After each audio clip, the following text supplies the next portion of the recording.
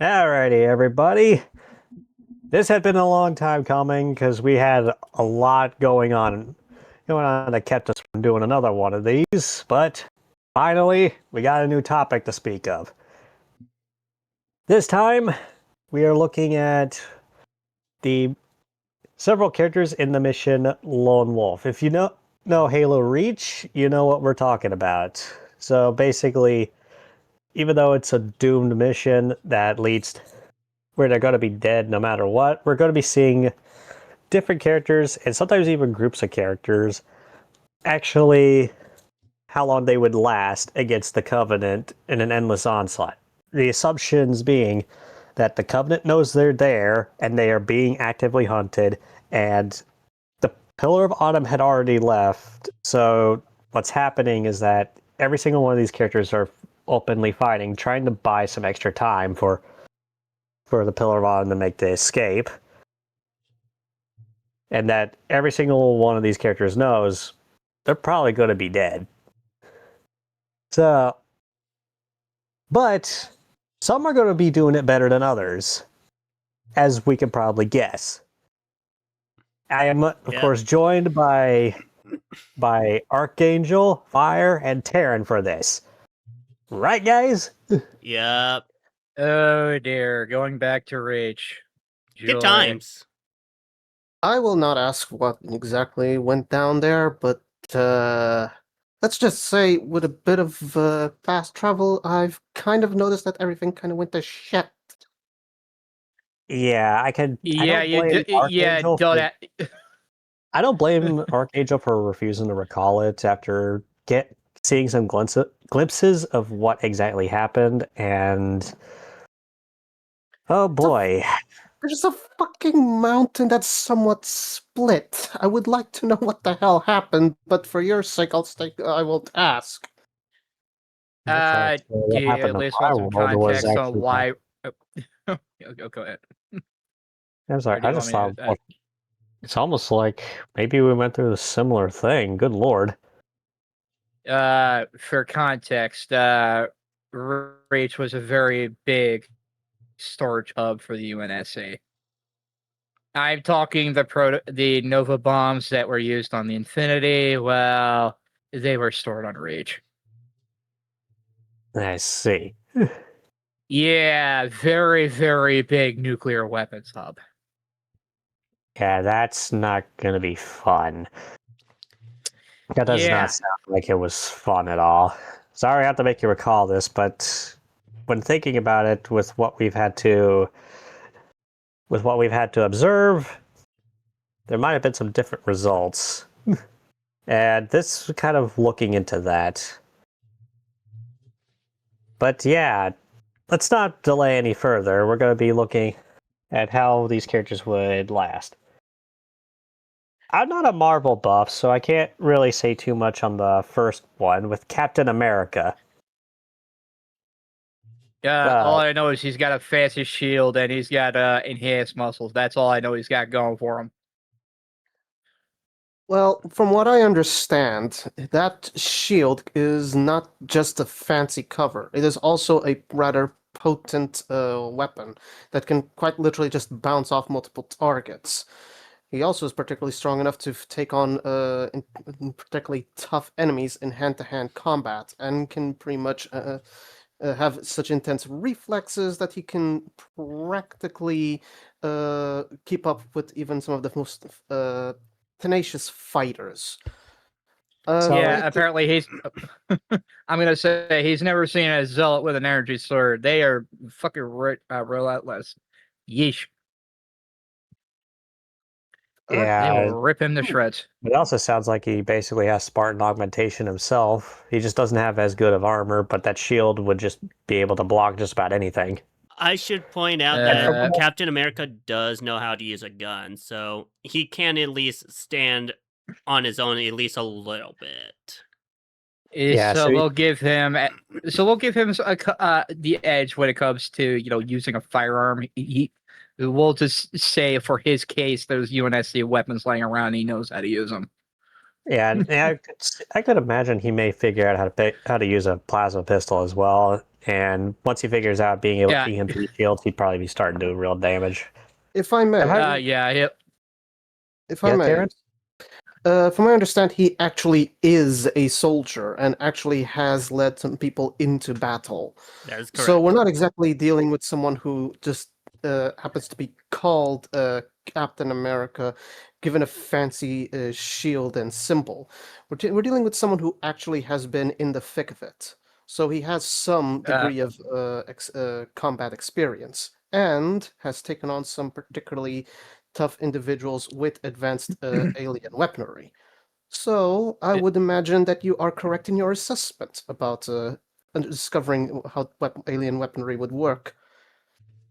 Yeah, the thing is, like, his armor is not Mjolnir, so I do think eventually, like, that shield's going to start failing him. So if I'm going to be, but I could see him lasting a while before he starts to get exhausted.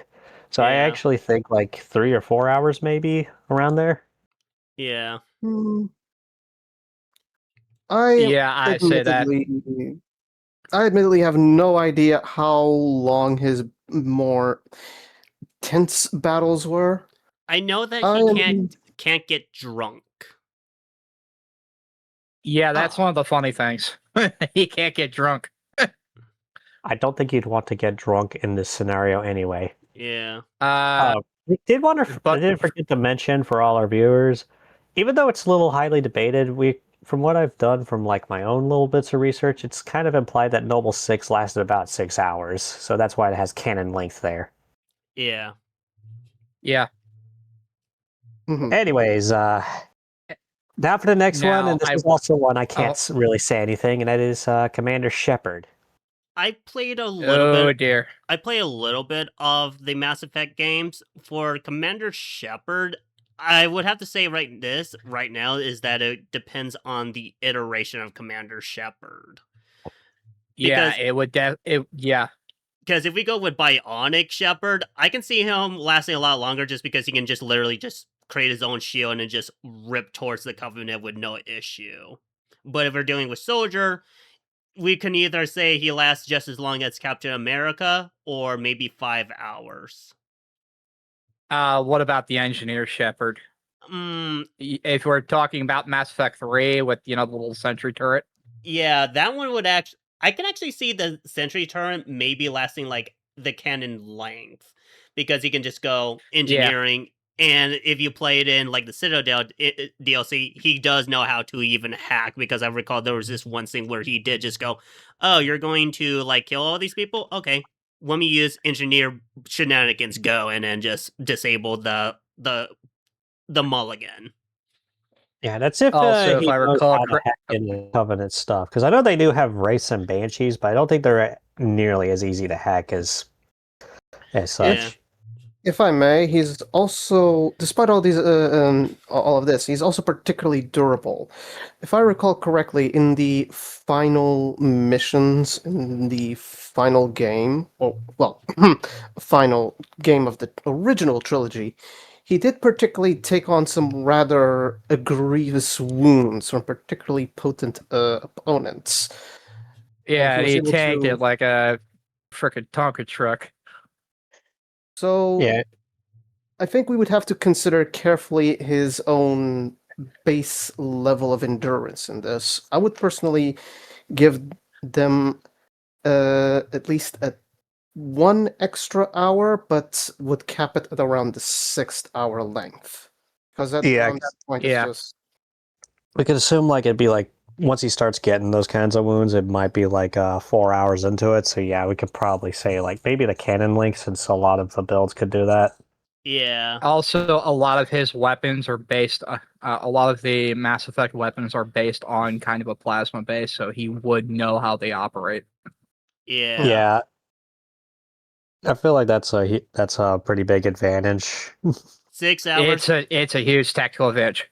Yeah, 6 hours, but recognize that some classes would last longer than others. Yes. The engineer and the bionic. The engineer and the biotic soldier would definitely last a bit longer. Yeah. Yeah. Deathstroke. Deathstroke is kind of like a Now that even though this is DC, we could kind of put it as like if Captain America was leaning more a villain, I suppose. Could we safely say? or anti-hero, if you want to call it that way. Yeah. Well, in this case, yeah. I mean, the version of him I know best is from the Teen Titans show, where he actually goes by his Yeah. actual name. But that one still definitely showcases just how dangerous Slade can be when he's not even taking it seriously.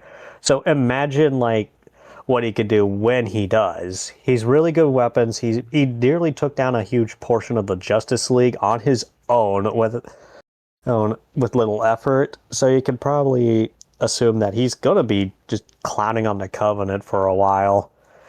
I We should need to also. consider. He's basically going to be doing a Rick Astley on them. Yeah. If I should- may, Yeah, and even as he takes some more hits, he's still gonna be like doing some major damage to them. Yeah. It's really just like once finally he starts getting actually exhausted when things start to really. Funny thing, Deathstroke does actually have a healing factor. Oh dear, this just got even more trolly. yeah, and there's also Yeah, another thing. but when you look at how the plasma weapons work in lore, of course, then that also gets a little muddy. Yeah. If I may, You can always ask me. I uh, got hit by one. It's hard to recover from those unless you have regeneration treatment. Why did you Yes, made it sound like you implied you got shot in the groin with one? because I think that's what he means.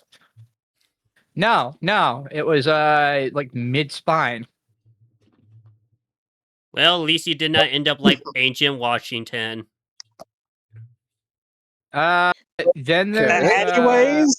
Anyways, If I may bring in one extra thing here about the Deathstroke, we need to consider that he essentially, aside from the healing factor, he also happens to not exactly be at a better human capabilities. He's essentially an ordinary individual, if I understand him correctly. Aside from about that whole healing factor, and the fact that he can, with his own current skills, both cognitive, combative, even when it comes to straight up being tactical, he's just this already he's makes just him insanely skilled as an assassin. Yeah. pretty much correct. Now, that's the big problem right there, because although he does have all of these skills, we need to remember he's an assassin, and assassins are specialized in very specific ways of fighting. He may be able to They're take hitmen, on quite a first off. lot. Correct. So here's the Yeah. big question.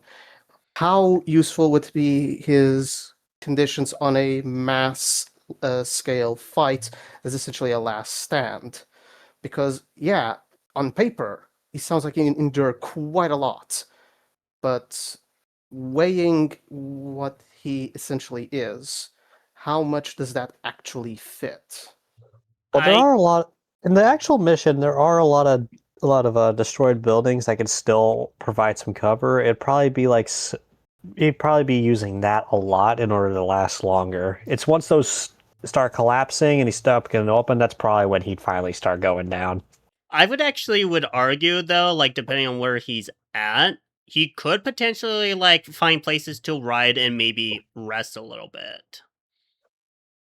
With how persistent the Covenant is during the Lone Wolf mission, there's like no room to rest. Yeah. It'd be more of like if he's using cover, he's just doing that so that he can keep away from getting shot immediately. Yeah. Basically, it's keep your head down.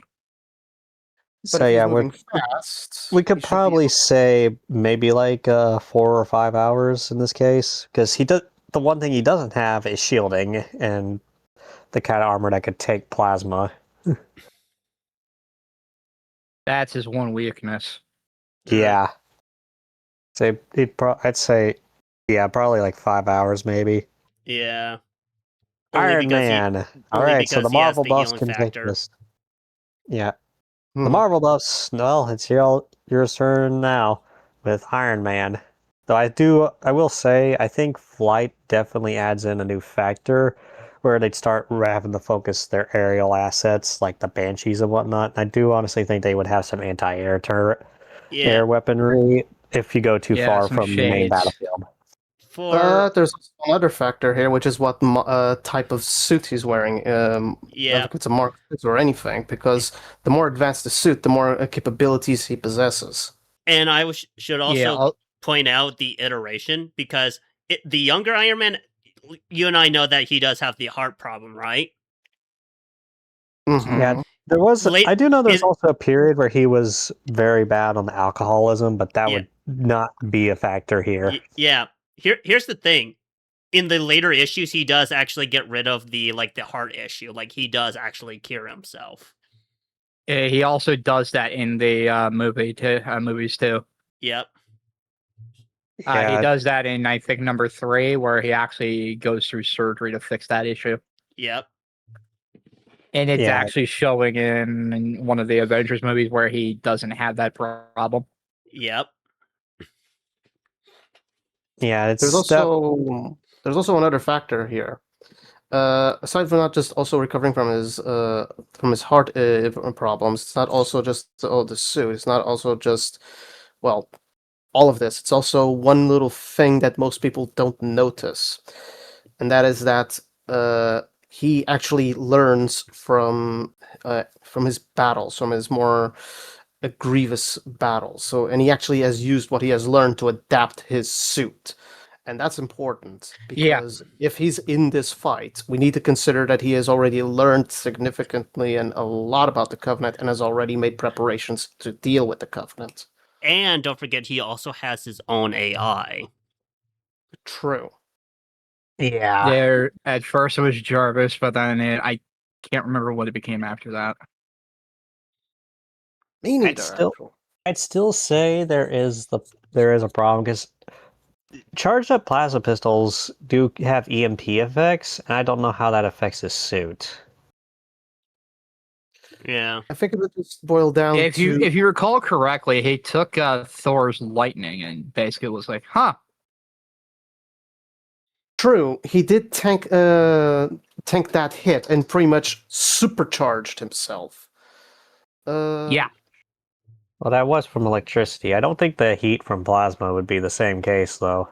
That's also a good factor. In addition, if I recall correctly, plasma heat pretty much does somewhat melt metal, and Mjolnir is not exactly, from what I've already had the opportunity to see, low-grade metal. In fact, that thing's pretty tough. So if it can even melt through that, I'd have to question his own armor in the whole process. However, my armor is pretty much high-grade armor. If we're talking basically about the hammer, that was forged from a dying star. Yeah, I do honestly think that if we assume the Covenant has their anti-air cannons, that's definitely going to be pretty bad for him at that rate. But we can assume if he goes away from the initial battlefield, that's when he has to worry about that. But also the Banshees being able to rapid fire and chase after him. Yep. But there is one thing that we need to consider. He has shown in various medias that his suit does come with multiple targeting capabilities, and with advanced sensors. Yes. Mm-hmm. So even he's going to take down him a very lot adaptable with him. We can say that right away. He's going to take down a ton with him. He's going to rack up a body count. Yeah. If you're asking for my opinion, I would easily put him up to 7 hours, just because of all the tactical advantage that he would have. Yep. Yeah. And if he has the satellite in orbit, with basically the Hulkbuster, he's going to last a lot longer than most people. Oh, if he has a Hulkbuster, I'm expecting him to go at least to 8, if not straight up 9. Yeah. Yeah, the case here would be the human factor of exhaustion or his suit starting to run low on power. That's probably what's going to finally do it. Yeah. We'll put him I would say put him in the middle of between 7 and 9 at 8. That's my safe bet, because he's definitely not surviving getting glassed. Mm-hmm. He's not surviving that. Yeah. Yeah. So now we can finally go on to the next one. It's been a hot minute since I played Touhou, but I do know. But Marissa Kurosame is definitely would definitely be the definition of glass cannon in this scenario. She's very with the broomstick. Sorry, she can I'm be out on pretty this bad. one. Sorry. Yeah. Oh, don't worry. This is an obscure series, but like with the broomstick, she's got flight capabilities. So yeah, the banshees may be after her, but she's got both. The fact it's a bullet hell game can imply she has like rapid fire capabilities, which would definitely work well with the amount of Covenant coming after them. And with what she and her best friend, who we will get to in a moment, have to deal with on a daily basis, the Covenant wouldn't be too different. They'd probably be. She would definitely rack up a body count, and the ability, the Master Spark, might as well be the freaking Kamehameha that could take out a freaking Corvette, but she can't spam it, so she has to use it sparingly. If And I another may, thing to note What? is that she does not have like any sort of shielding or armor. She's just a witch. So the moment she gets hit, that's gonna definitely do something. Yeah. Especially since again, bullet hell goes down like one hit, even though she can take some like hits grazing by her. If it's a direct hit, she's going down. I would actually argue that she would at least have the speed advantage, though. I believe she would indeed as well, because she's going through a significant. One moment. Because she's going through a significant situation over in Touhou, in which she has to be. Well, she's pretty much going up against really powerful entities and individuals, and she pretty much needs to be at the top of her game. So she's pretty much always dodging while always fighting. In addition, she also doesn't just have a whole bunch of abilities, she also has her own tools, if I understand correctly. Which That's like the Master Spark comes from like something she holds. If that gets shot out of her hand, she basically no longer has access to that, so that would be a huge problem.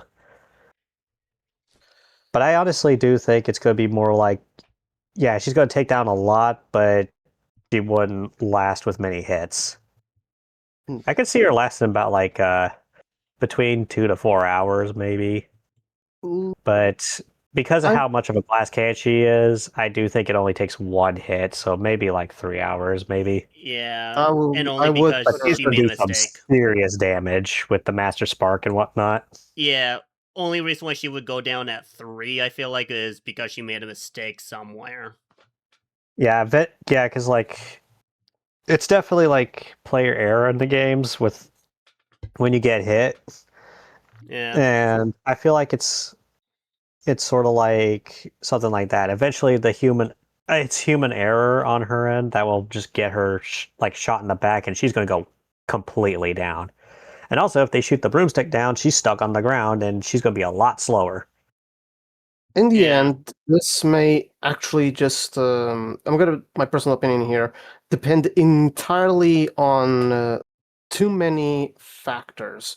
Because, let's be honest here for 2 seconds. If we look at what she can do on paper and the practical capabilities and power output, well, first off, it's what you said, she's a glass cannon. But a cannon is still a cannon. She could pretty much hold out a lot longer because of all these abilities, but because she's so vulnerable and so prone to literally any error or even just being unlucky or, well, anything in general, she could just as easily last all the way to the top to literally dying before the first hour because of a one stray shot. Because from what I understand, that final mission is not exactly looking nice in terms of scenery. We're talking about the literal fog of war here. Yeah, that's also another factor. She would be kind of blind if she goes like too far. But of course the lights of like the illumination of like Covenant engines would definitely tell her like where to aim like the Master Spark up in the air and whatnot. Mm-hmm. And like seeing like where the raves in the background are firing from, she'd be able to blast them completely with that. Yep. Mm-hmm. Yep.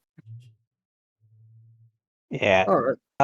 V6 definitely was one that it felt like it had to be included because when you look at a battle of attrition like this, in theory, V6 would definitely be really strong because of the way that like you recover health is in the lore of Ultrakill.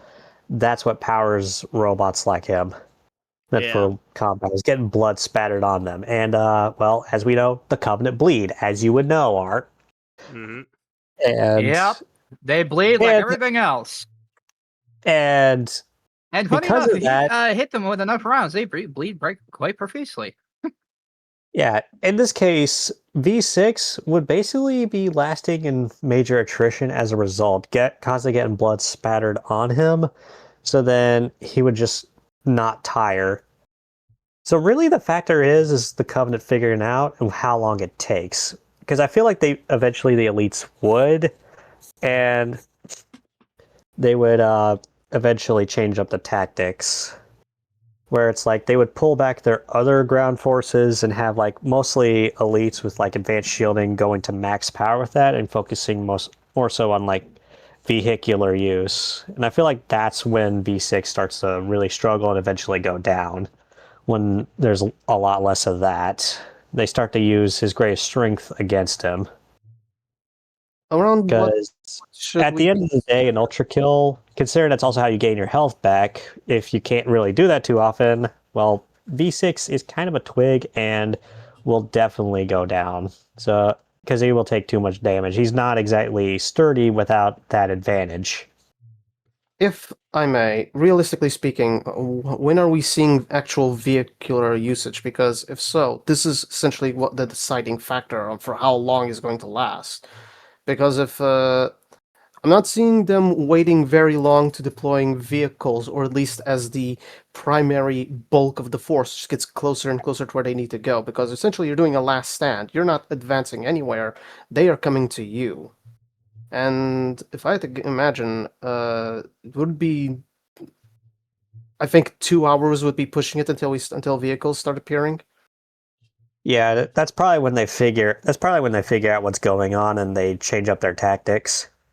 Because they are closing in on him. There is some vehicle use, but it isn't like en masse at that point. There's like some Wraiths, there's some Banshees, but like there's outside factors you can say when they start deploying them en masse. And it's when they figure out V6 is actually thriving off the attrition due to the fact the Covenant is bleeding on him. That's when they finally start to really utilize it. Because let's be real here. The Covenant, while stubborn, they are not stupid. Fair point. Yeah. Then I think like once they figured out V6 is still going to last at least one more hour after that. But yeah, I'd say probably once. It's definitely a case of like it depends how long it takes for them to figure it out. But as a result, I think V6 actually doesn't last as long because elites definitely are incredibly smart and combat tactical. So I imagine like sometime after the first hour is going one elite is be like something's not right here and then realizes it. So I say maybe V6 lasts like 2 hours maybe. I am inclined to agree. Because from what I've already seen, all it takes is essentially them figuring out what they can do to overcome an enemy, and they put it into motion. I mean, even a single team comprising of just an elite miner and a few runs, and even a single jackal sniper is already enough to start making valid tactical decisions.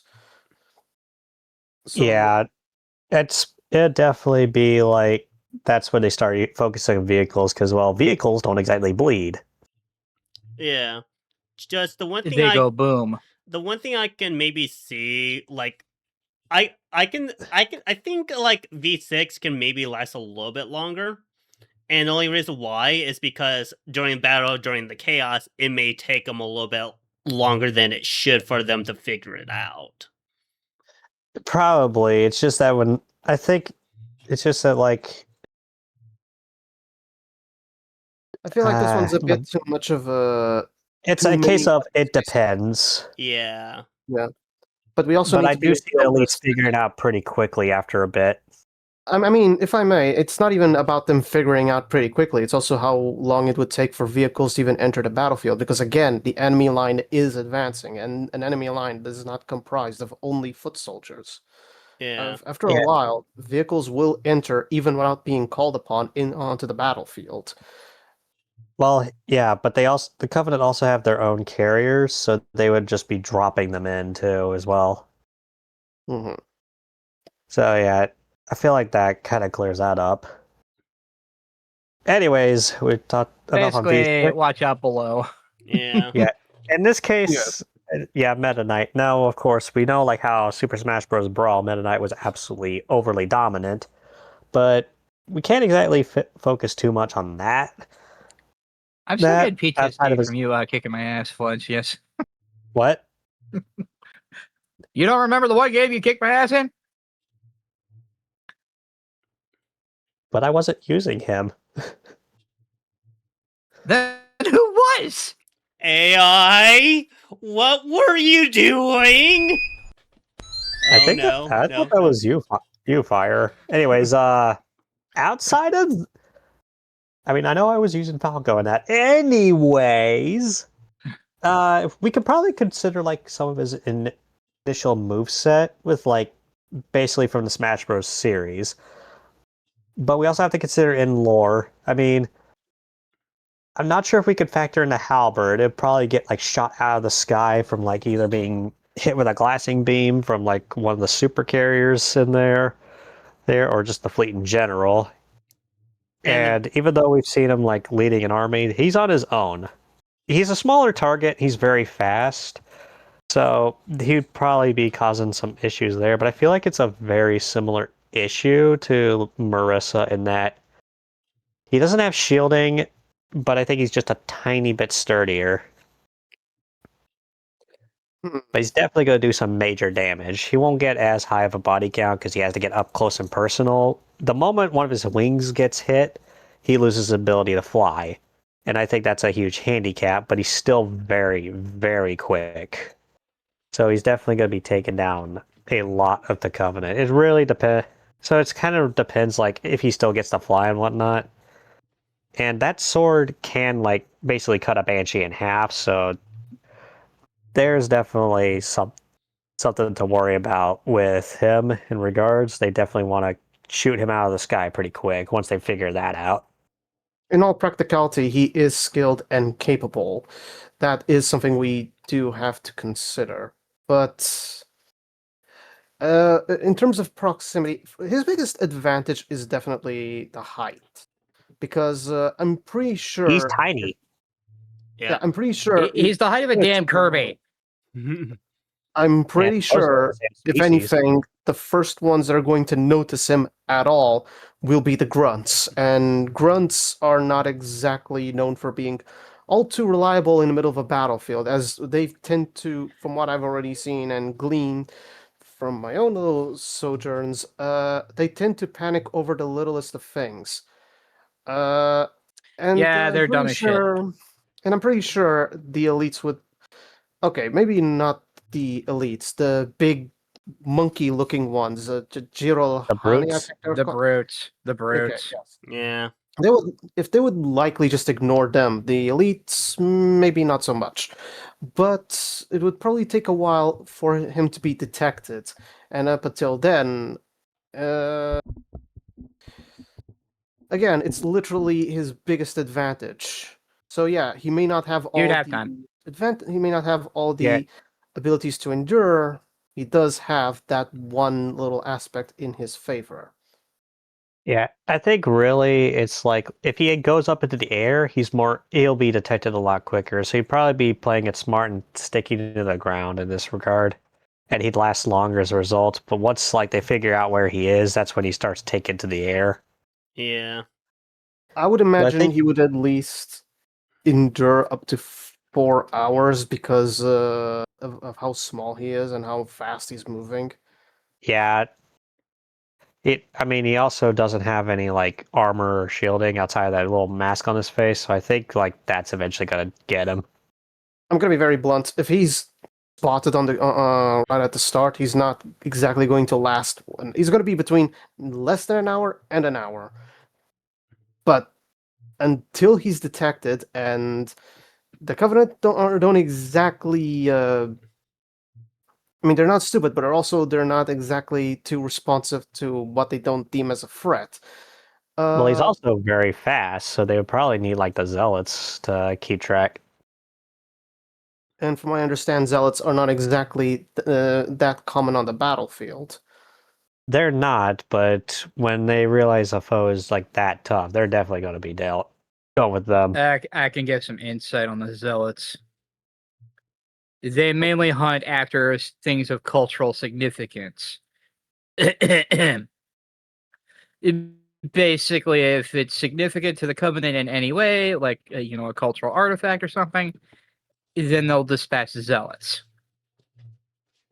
So Meaning, unless Meta Knight is actually, like, say, valuable to the Covenant, then they're not going to waste a zealot. Well, I think once the casualties rack up, they might still consider it. Yeah. So yeah, I say Overall- 4 hours is probably best because that's when you can probably start expecting that. Yes, I would accept this as well. Yeah. The use case dark tournament group. Yeah, even though this got them all individually, we're pretty much going to assume that they're fighting as a group because I don't think they'd last too long individually. No.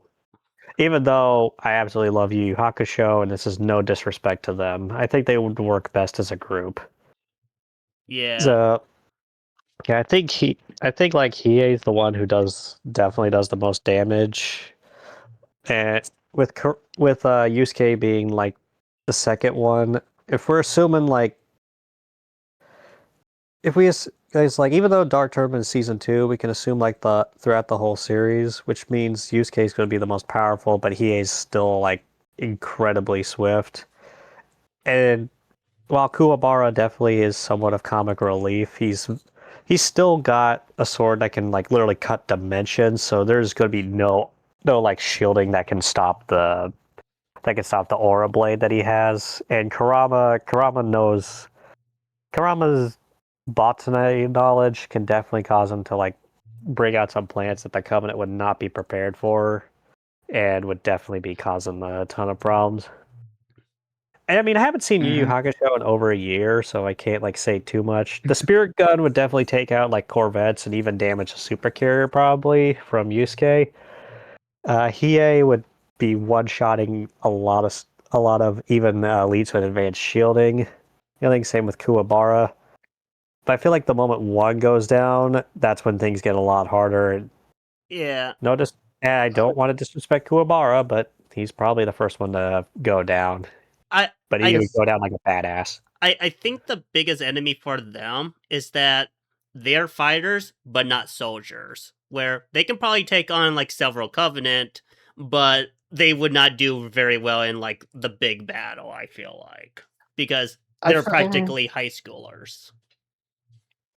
True. And if I'm being completely honest here, he who controls the battlefield tends to last longer, even if they're on the losing side. And Kurama pretty much has this control over plant life. This already gives a significant advantage to be able to endure somewhat longer if the chance is given. But that's just also my guesswork here. Yeah. Because they'd probably be the one targeted immediately once they figure it out. And given plasma is very hot, they would definitely be burning the plants down, and I'd imagine they would actually start trying to glass it early if it gets too out of control. True. If we also look at the alternative forms, or like the powered up versions of all these characters, then oh boy, it's gonna be a bloodbath. But yeah, like when it comes to numbers game, it's gonna be really tough on them all. Because if it was like just a few, like we could assume like the Halo 4 Didac, these guys would just mollywop him. But in terms of like fighting an entire army that almost seems endless, yeah, that's where things are going to get bad. Yeah. I mean, for all the spiritual power that they may possess, for all the abilities they may have, for all the capabilities and mental faculties they possess, I mean, we kind of did say what the biggest disadvantage a bit too soon. They're not soldiers. In fact, they're civvies, young civvies. They're not exactly. Which means they have no combat experience, none whatsoever. They don't know how to fight a modern war. Yeah, and meaning they would most likely last maybe even that. I wouldn't even say about 30 minutes. at the end, That's where I'm putting them. Probably, I'd say pretty generous because they'd definitely be pulling out like they would be like the whole no holds barred at certain points. Like we'd see the Fist of the Darkness flame come from here. I'm gonna be generous and say like maybe an hour. they would They'd definitely have to keep that up the entire time. Yeah. Yeah, They'd have to go all out from the start, and there would be, and the Covenant would be throwing equal as amount. There is a potential alternative here. From what I have understand from my own explorations here, the Covenant do also take prisoners from time to time. They may see humans who can pull off this kind of stunt, or what they perceive as humans, as targets of interest. They may consider not actually eliminating, but capturing for their own studies or their own understanding. yeah, but It'd be an even worse. that's normally that normally has to be done by the prophets, from what I understand. And in this case, it's like kill. It's like a kill on site instead. So I don't think it's going to happen. Yeah, Ridge was a kill on sight planet. Yeah, There was no prisoners taken whatsoever. Like Earth, Only and there was bodies. like the new Mombasa invasion, they probably would have done it. But here, no, Yeah. they're going to be dead. So we could probably Yeah, put they- it like in the two bottommost tiers. I'd say like Kuwabara definitely doesn't stand a chance. At least one of them lasts an hour. Like they're the last one standing. Okay, which one do I put Yeah, in?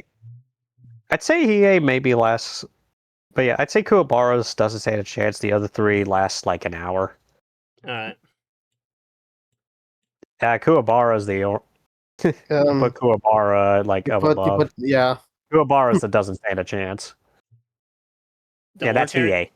Oh, Orange hair is Kuwabara. Hiei's the black. alright. Although I will say, you guys should definitely watch Yu Yu Hakusho if you haven't. It's really good. Okay, the next one. Okay, so I'm not a Genshin buff, so... But, I happen to have some knowledge on this one. Sorry. I happen to have some knowledge on this one. Mahuika. She is, from what I understand, a human who had risen to become a, goddess of war.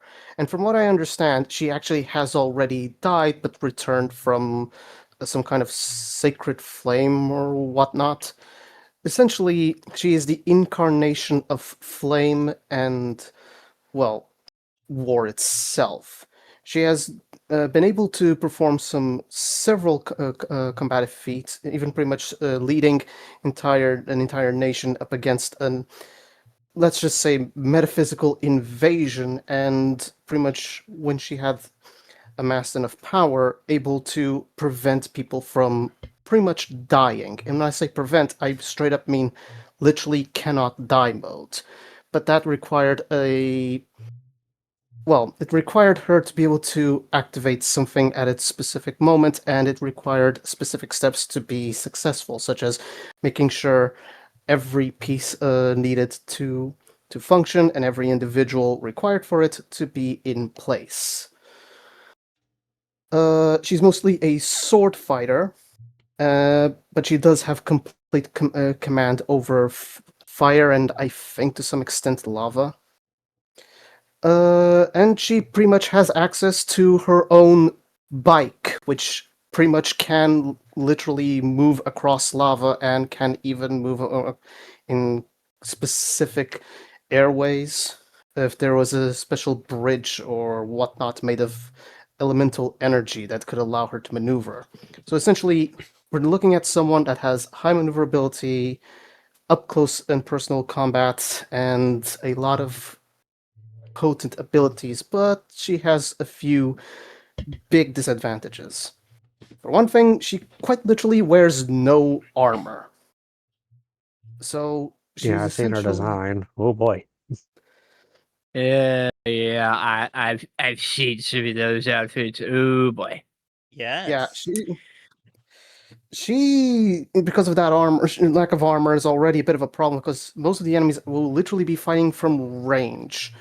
And although she does have the speed and a whole lot of destructive power, we're literally talking about being peppered with literal hot plasma. Although one would question if she would be more resilient to hot plasma, considering that she practically is the embodiment of flame. Hate to interject here. Do we need to introduce the subject of the jackal sniper and the needler rifle? That's a fair point. Yeah, I'd say Yeah. they probably start utilizing. I feel like she would be able to resist the plasma, but then they'd start using like the Neela weaponry and as well as the plasma as well as the energy swords. Yes, the second they would start Yeah. going to things that are essentially being able to pierce through, we're talking. It's not exactly looking nice and pretty here. Yeah, and like I even will the also average mention. grunt can often use a needler, so that also is something. And also the needlers Yeah. can explode after enough sticking to the target. After about 6 of those spikes, you basically have a mini explosion, and subsequent more. And this also goes with the needler rifle too. Enough of those things is very painful. Yeah, so I'd imagine. Why can't I just imagine her like going down like freaking Boromir and Lord of the Rings when it comes to like the needlers piercing through her? She's going to be turned into Swiss cheese and then that explode. is something I can actually see happening. She is, from what I understand, a rather honorable character and very earnest character. She actually puts lives of those around her above her own life. So if she could, she would pretty much be at the front lines if possible. So yeah, this Yeah. would be a situation she would willingly do, is what you're saying. Yeah. She would So- basically give herself. Yeah, but the one advantage she really does have, the two advantages really, is that she's fast. No, not two. Straight up free, if we think about it. She's fast. She has a lot of potent, very hot powers. She's literally flame, and this nothing's going to be able to endure flame for intense heats for long. And she literally has her own bike that she can just call out of nowhere. Those are her few advantages. But So yeah, she's got the power and speed, and also Incendiary tends to ignore shielding, from what I understand. So yeah, that's going to be really potent. Yeah, that's how I know. So At for this that point, that alone, sounds like she'd be your wife, Archangel. No. I got hit by a flamethrower once. It goes through the shields quickly. I would find it to be honest. Plasma shielding does not hold up to flamethrowers. Who'd have thunk? Yeah, so it's a case of like, but I feel like they'd be using the needlers pretty early is also the problem because they just kind of use them normally. There is one other factor. They here use that- them like they're candy. Okay. There is one other issue here, because in few combats that we've actually had the chance to see her fight, she actually can take the battle into the air without any use of mechanical use, without any jetpacks, without any machines whatsoever, just through her own sheer power. And she has been particularly strong enough to cause essentially, think a Colosseum. She's been able to do combative just blasts at that range with her at the epicenter. So Yeah. essentially, But as we established, the moment you go in the air, that's when the banshees and the anti-air are going after you. pretty much, yes. That's when you become an air target. And that's why I am thinking that at the end of all this, I would imagine she would be around uh 4 or 5 hours around, just because of what she can do. Given Yeah. her lack of armor and the fact that she would go down pretty quickly with the needlers, and they use those pretty early, I'd say 4. But yeah, it definitely sounds like someone who'd be your wife, Archangel. You Anyways, calling her one? Really? Wait, what? Going that far? Hey, you know the phrase, I like me a woman that would just kill me. Anyways, Arlecchino. Alright, so Taren, you're Arlecchino. definitely the Genshin buff here, so you probably know this one better than us. This one is a bit on the curious situation because a lot like Slade, she's also an assassin type, but she's an assassin type that has a bit of a odd set She of has a skills. big scythe. She doesn't just have a big scythe. First off, she How big we talking? let me put it like this. The tip of the blade is touching the floor.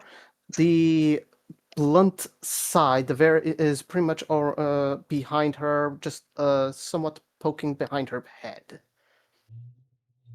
Oh, so Grim Reaper level. Got it. And she's fast enough that I'll leave it like this. You shoot, she's blinked out of the way. Okay, Yes. got it. So So essentially, she sees it coming, she can just phase out of the way. Is that what we're saying?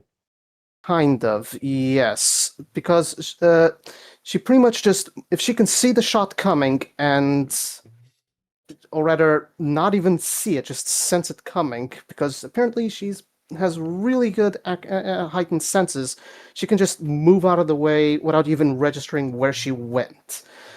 She will force you to go up and personal fight, and if she doesn't take you seriously, or if you're not that much of a serious threat, she's not taking you seriously, and she's mostly just shrugging you off.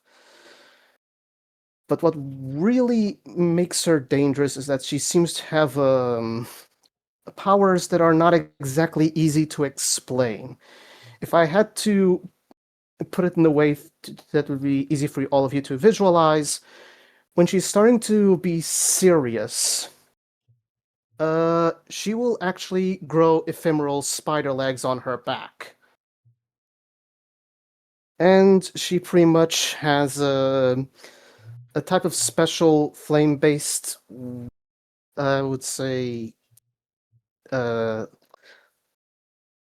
ropes, like a few strings that she can pretty much just hold and sustain herself on and just move around, or even just secure and keep a lot of people just pinned and unable to move. So she's literally a Black Widow. And to top it off, if she's really, really, if she wants to make it clear that you're not even a threat to her, she can pretty much just use her ability to show. Well, let's just say in an instance in combat, you can pretty much see a blood red moon behind her, even when it's broad daylight, and the intensity of her power is enough that people can actually just freeze in place. So essentially, we're dealing with someone who has a powerful, rather potent presence, and can move out of the way really quickly, but as soon as she senses the shot coming. And we're also talking about someone that will just. She can also pretty much make ground spikes emerge out of nowhere. She needs to just strike the ground or just snap her fingers. The degree of her power is immense. So it sounds like in a 1v1 or a 1v few, she would be super overpowered. But when we're looking at the idea of how this goes with the Lone Wolf mission, where it's just the entire army's just constantly barraging, that does put some of this into question, because they're eventually you're going to fail to see something coming. But I feel like here the irony is that, well, the Jackal snipers might be what finally do her in. One thing I I would would- like to throw in, she does have a orphanage, so I can maybe see like if the orphans were in danger, she probably would actually push herself a bit. Yeah, and I'm going to be very could honest. say- I'm You gonna could be say very the orphans were put on the autumn. I'm going to be very honest. If the orphanage was going inside the autumn, she would be putting herself inside of it the moment that it was secured and ready to go. So she wouldn't even be on the planet. That is true. She'd be off world in a fucking heartbeat. Yeah, And but we're looking at if she was the one in Noble Six's position, so perhaps like there was just no other option. I will say this though: she's also the leader. She has her own regiment under her command, so she does have military experience as well. She also was able to command various infiltration missions and even direct conflict missions. So, and we're also talking about someone who isn't afraid to be on the front line. In fact, she kind of likes to take on fights if especially if they're difficult. In fact, most people of her organization are like that.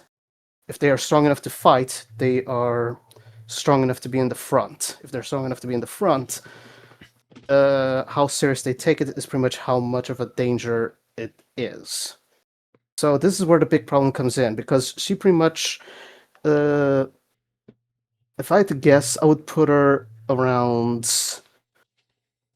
5 to 6, just because of this knowledge alone. She's a straight up combatant. I would not. 6 would be pushing it. I would put it perhaps preferably 5 to be comfy. hmm But Yeah, because eventually, even with those heightened reflexes, you're likely to make a mistake, and I do think she would start to tire. after a while, she will. I'm imagining that she would be really capable, but after this point, she's pretty much just not going to be. Yeah, she'll have exhausted her powers because I imagine there's an upper limit, and she would also be like probably even like breathing heavily, and that would like cloud. And she would also like having some clouded judgment just from exhaustion. I should also point out that at the height of their power, for instance, like Mahuika, they're essentially beings that can do nationwide levels of damage. But this is the state where they are not. This is an iteration where that's already past that. They're not at that height anymore. So we have to consider. I'm saying this more just for anyone watching.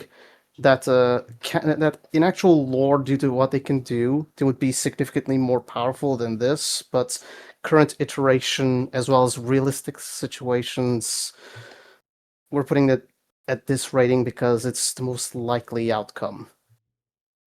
There's your Yeah. disclaimer. Yeah, there's just a lot to go into, but yeah, I do think that's a good portion. Minos and Sisyphus Prime we could probably put together, even though they're two separate beings, because they kind of both have the same thing going. They are very skilled. They have really powerful attacks, but they have absolutely no armor, no shielding, and whatnot, uh, despite their ascended power. And of course, well, they bleed a lot, but their speed and their strength, they're going to be like one-shotting even elites, and even blitzing past a lot of attacks. Yeah, But I don't think they last too long because they have absolutely nothing to shield them, like nothing to protect them.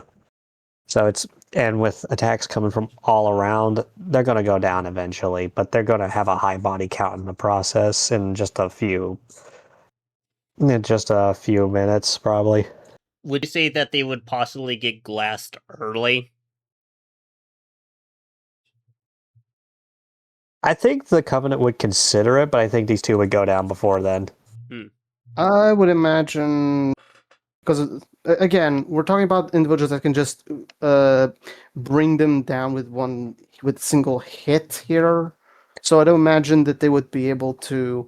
They would not be spending that much effort because they're just doing one hits, pretty much one shots. Yeah, it's more so the amount that is coming after them that's the problem.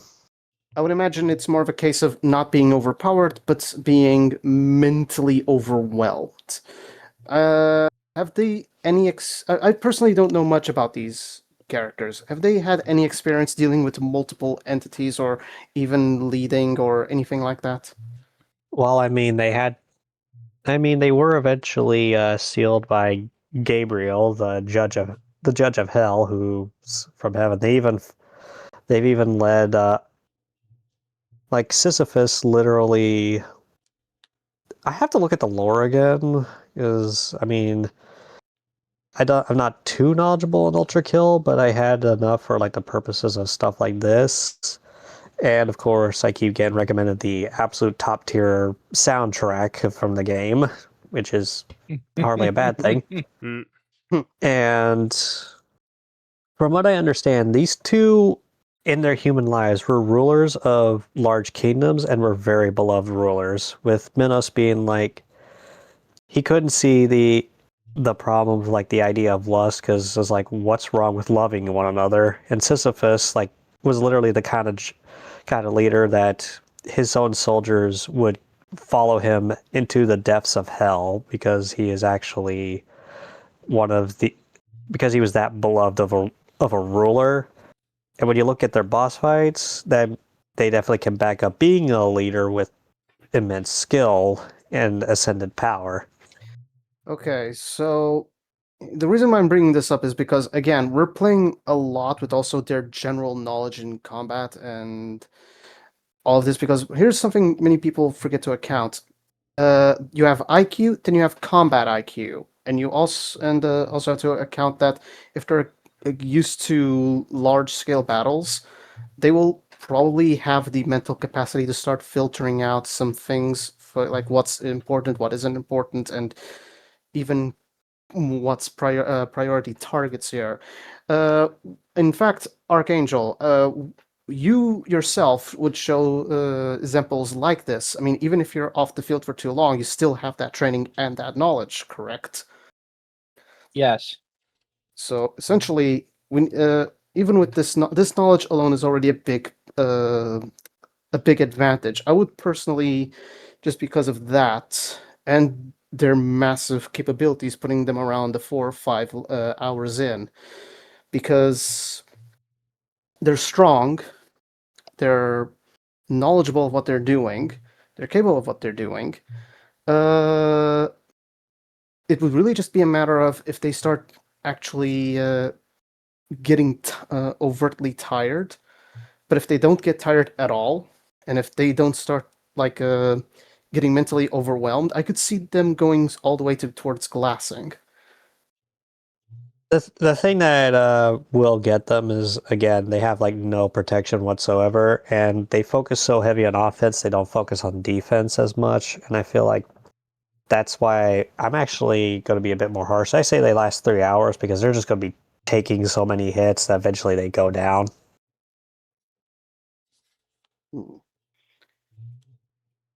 I'd say that's probably the main thing there. Very well. If they had like actual like armor protection, I would definitely say they would be getting glassed. But I'd say like 3 hours is probably the most fitting for these two. They probably have different motivations for fighting. Like Minos, because he literally fights the player because of what the machines did to cause humanity to go extinct. I imagine he would absolutely despise the Covenant and would be going all out. Whereas Sisyphus, he lives for the fight. Right. Okay, now for Archangel's turn. Now we get to the fun one. Raiden. And considering I just got done playing Metal Gear Rising Revengeance, and you guys were watching, well, it got really fun. Might I say, yeah, let's you just kind of say got into Raiden it. shares a lot with the character after him. Yeah, but I think the difference of the whole being like a human and a cyborg definitely goes a long way. Yeah. I think the elites would actually enjoy fighting Raiden. Yeah, like even though this I'm is talking to the point where they would not want the glassing. Yeah, I think they would actually want an honor through combat scenario, but at the same time, it's like a strict order of kill on sight. They would definitely be but they would definitely be like bringing out the energy swords. I would imagine it would be a swords only scenario for Raiden, and Raiden would absolutely be mopping the floor with them. I'm gonna be honest. Considering how big honor is for elites, I would imagine that if there's a ritual or a code of honor amongst them, that if someone was able to overcome one of the so much through the blade by the blade, they would actually give him a bit of respite, like you may leave, but this doesn't mean we won't come back for you kind of situation. Yeah, that's what the honor through combat ritual is, and I'd imagine like after enough fighting, they'd probably like do that. Yeah, I They'd would send out like, imagine. correct me if I'm wrong, Fire. Was Zaiten Watiri like still active during Reach? I don't know. Ask Arc. That's what I was doing. I left way before the glassing, okay? Well, I'm just I looking was like gone, a like, Halo maybe lore perspective.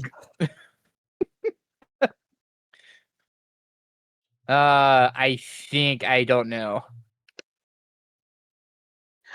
If I'm not mistaken, Again, I'm still trying to get my brain straight from being, trying to wipe off the ship like a damn bug. oh well, hopefully you'll get over that bit from being caught in the windshield. But I'm not blaming that. I'm talking about a certain somebody in the room that tried to wipe me off the ship's windshield screen like I was a bug.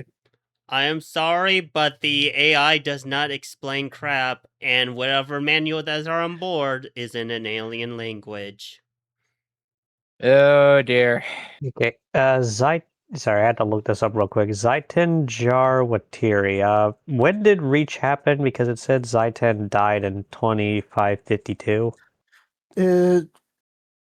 Reach was in 2552 as well, if I'm not mistaken. Yeah, like I think like It does say he was part. involved in the Great Schism, so we could probably say he was involved. He could have potentially been involved. So basically, like, it'd probably be like after a while, it'd be Zaitan versus Raiden. And what you know how skilled Zaitan is within the lore itself, that's going to basically be like a Metal Gear Rising boss fight. Yep. Mhm. Yeah. You saw how long it took me to fight Senator Armstrong in that game. I mean, come on. Yep. Yeah, it'd probably be something similar to that, maybe when you get right down to it. Mm-hmm. So it would be like a major fight, and it would definitely be like one that would love to see animated, but still. Yeah, same. I would agree to this. Mm-hmm. But if we may return to the character in question, Sorry.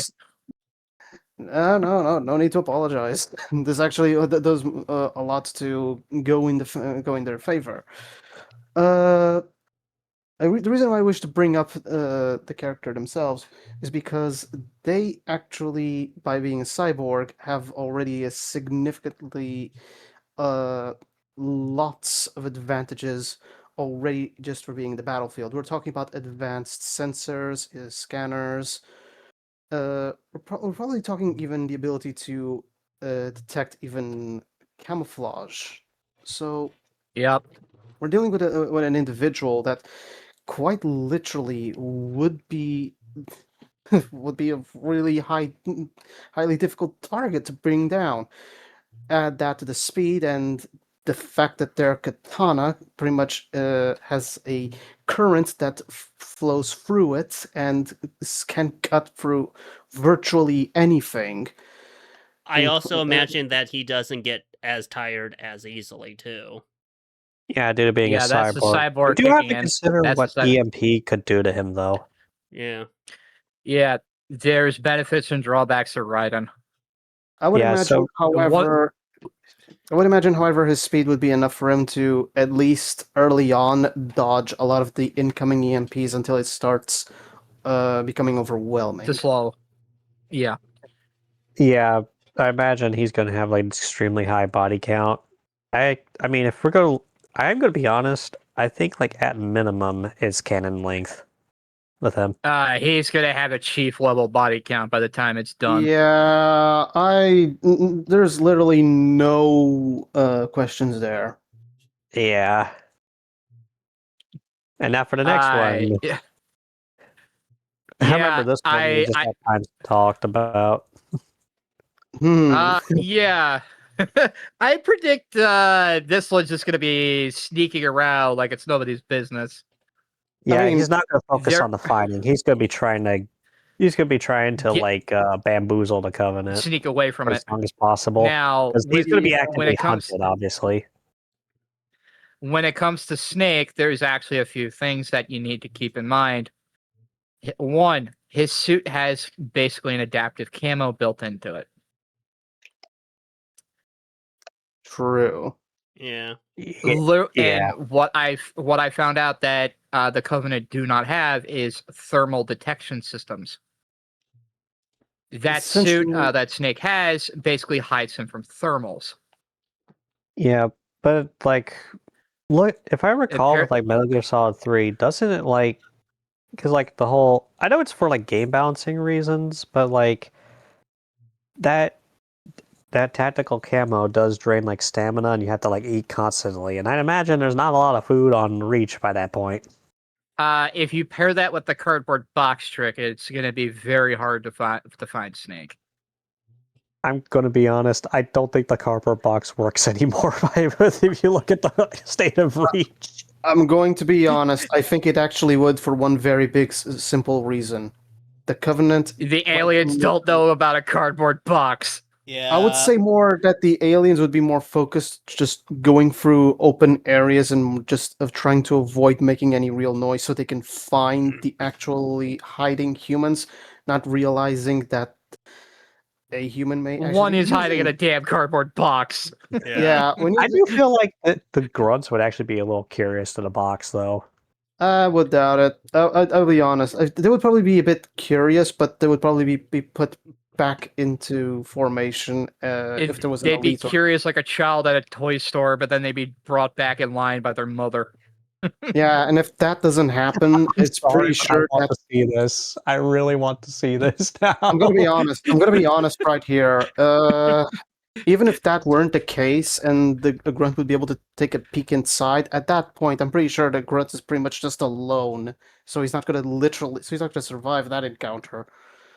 There's a combination of the tranquilizer and then the knife. Yeah. Oh, here's something funny you would also have to consider. Even if the grunt was not alone, at least you're just going to see the grunt running away screaming, "The box ate my friend." Yeah. They wouldn't believe him. Would not believe him. Yeah. If he said that while near a brute, he would most definitely just get hunted. Yeah. Essentially, the box trick would fucking work. Yep. Yeah. We need to remember they're smart, but they're not. But they're not expecting this level of trick. They're not expecting that. They're not expecting. They're not expecting this. That's I think we need this animated just to hold the box ate my friend.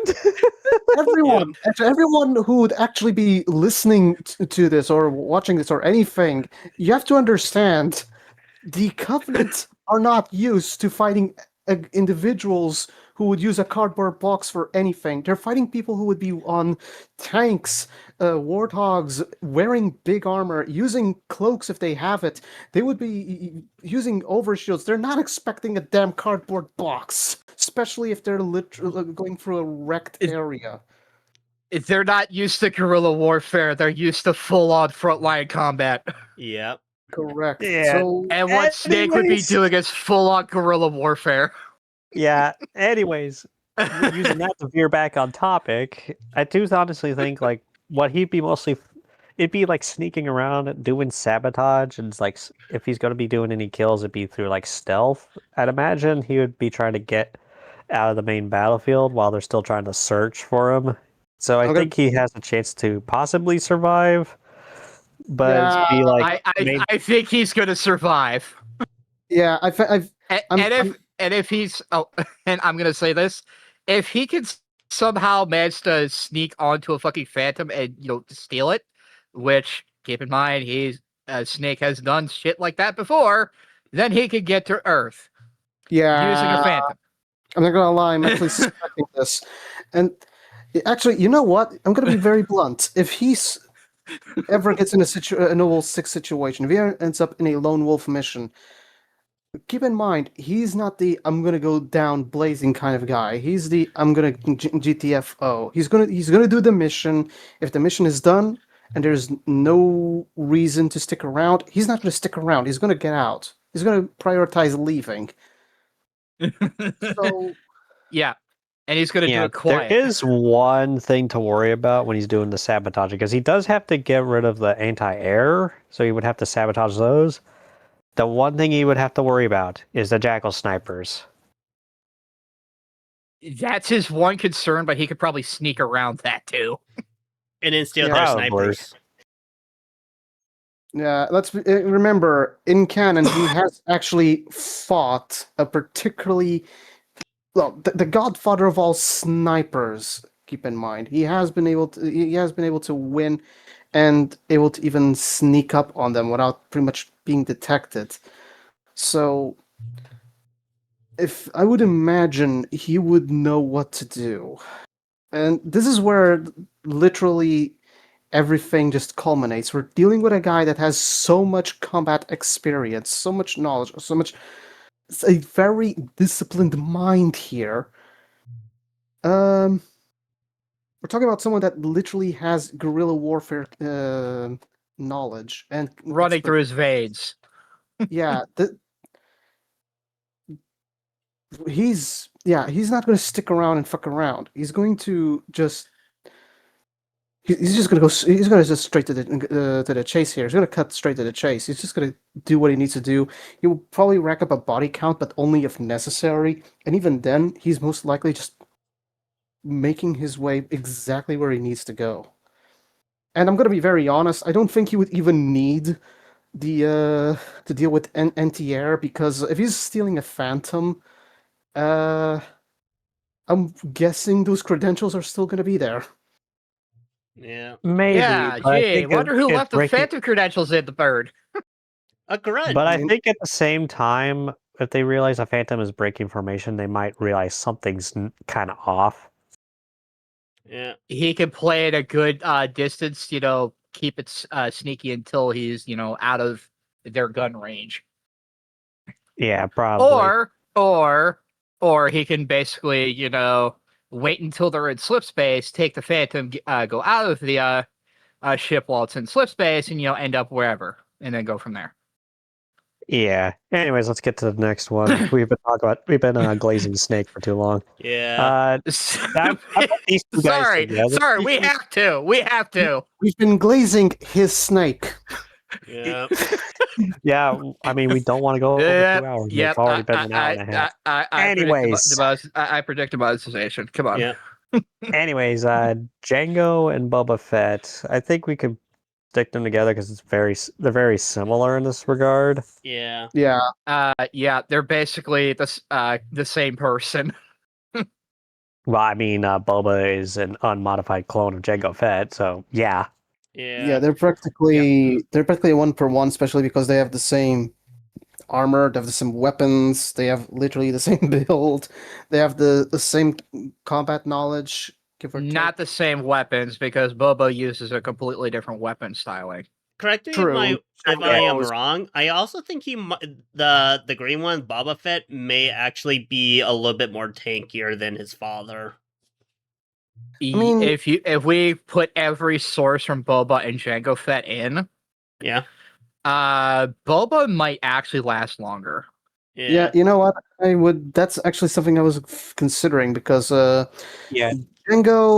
Okay, back to the whole combat style here. You are right. Django, pretty much from what we saw, fought with like twin blasters.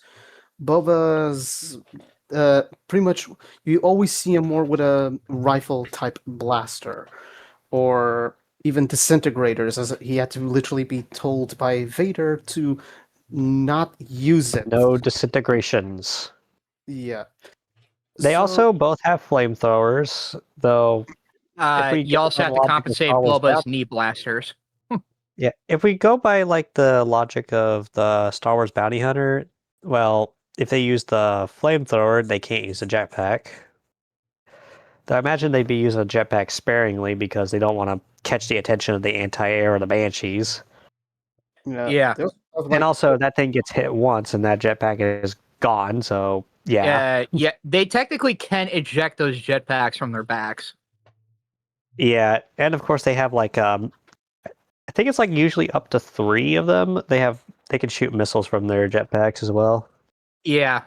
Now, if we're also going off, say, I'm sorry, the Filoni verse here with Boba Fett, then Boba does also have that freaking club he manufactured. Sorry, I had to bring the Filoni verse into this. Well, I mean, Poloniverse is better. You know than, that one most of club that Disney. has the spike in it that he got from the Tuscans.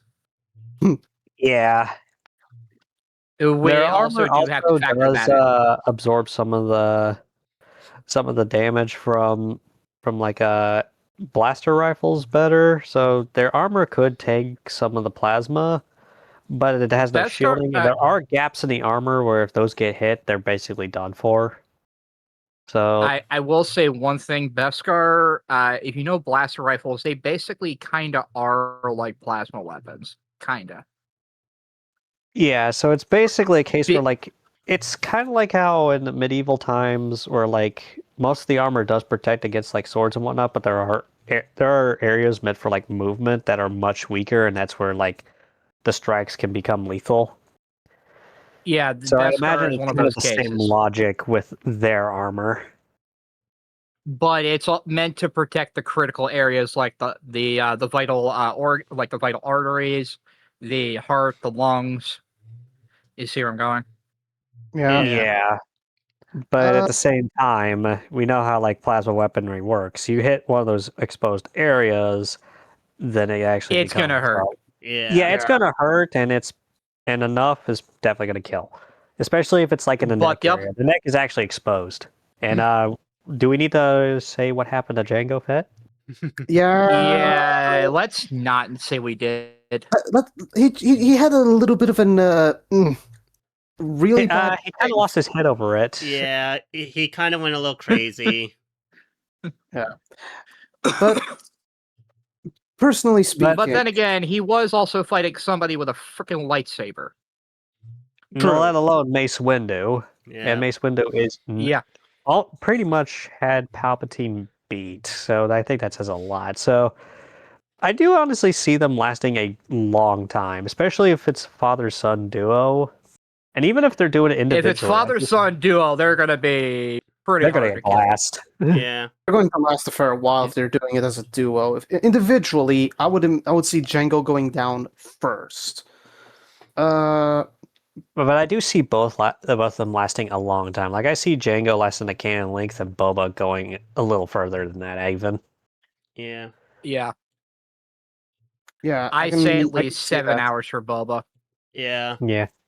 I say But at yeah. least, but I want you guys' opinions. Yeah, I agree with this. with Yeah. this. And now But for the keep in next mind, one. you also have to factor in their weapons don't really run out for a while. Yeah, they got a high Because ammo they capacity. they got extremely high ammo counts. Yeah. Also, I'm not sure if anyone heard this, but based on what we've also seen, they also had their own rockets with them. So it's not just blasters or flamethrowers; they have their own. They have rockets, thermal detonators. They can use as grenades. Yeah, They they're- have the little ropes to tie the hands of the Covenant, and all that fun stuff. They Yeah. also Now for have this one, I think we need to the- skip over one just so we can, because I feel like we can't talk about Darth Revan without getting Anakin out of the way. So Yeah. let's focus Yeah, on Anakin first. Sure. Give me like a couple minutes, guys. You guys talk about these. These are not my forte. Yeah, Yeah, I mean, so I gotta Anakin use is the like a quick chosen. maintenance real quick. So But yeah, Anakin is chosen one. He has very powerful force capabilities, and at first, and this is kind of a. It was kind of hard to determine if we should count like Darth Vader or Anakin. I decided to go with like by like late into episode 3 when like suggesting him. So the thing with Anakin is that he's very skilled as a Jedi. He would definitely be holding his own very well, and like the plasma swords, he'd just be easily handling that because the Force would be augmenting his reflexes. So he would also be sensing when like large attacks are coming. But the thing with most Jedi is they don't tend to wear armor, and that actually can screw them over a lot. And when a blaster fire is coming from all sides, this is especially something that happens in Star Wars: The Clone Wars, so like the Dave Filoni stuff. We've actually seen like if they're completely surrounded, being blasted from all sides, they're probably not going to survive that. And this is even the common tactic during Order 66, that's how a lot of Jedi would ultimately be killed as well, if they were able to deal with the surprise attack a little better than usual. But also, Anakin has a weakness of being somewhat arrogant, so he would eventually that might bite him like it did during his duel with Obi-Wan. So, while he's definitely going to do somewhat well, I think eventually he's going to slip up. Yeah. I'd say probably for like him, I'd say like 4 hours maybe. If I may step in here for a moment.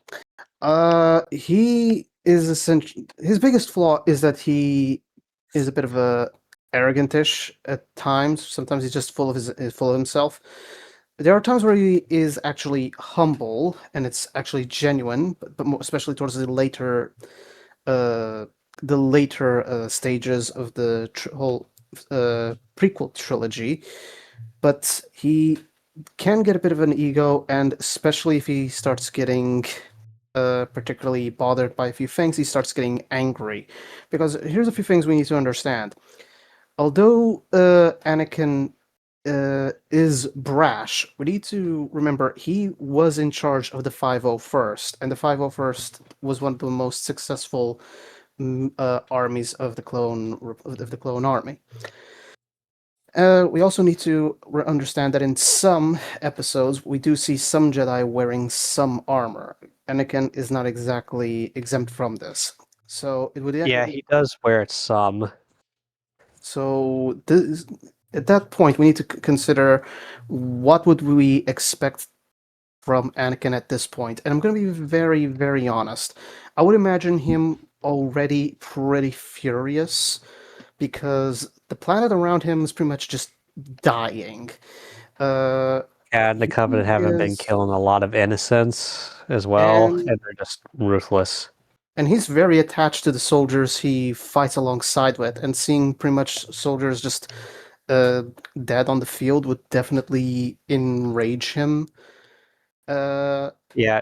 Another weakness I do feel like would also kind of factor in is that like I'm going off of like a lot of Star Wars video games with how like they limit the amount of use of the Force. Going by the logic, I feel like using the Force excessively is a very exhausting thing. It can be exhausting, but we need to understand that by being the chosen one, he's also got big natural reserves of the Force, and considering he practically was born off the Force, as he has no real biological father, he is at his strongest when he is at his most emotional, ironically. So, although he would be very, very brash, he would be far more potent during this. So, basically, what Darth Vader should have been. Essentially, yes. He would be Vader if Vader had not have been handicapped. Been burnt, basically.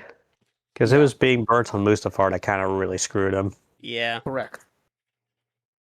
But yeah, So yeah, but I still say like probably like 4 hours because I could see eventually either a single slip up or eventually even with those natural reserves, he's going to get worn out. Another thing that I can also see happen for Anakin, especially if he does start tapping into the dark side, glass early.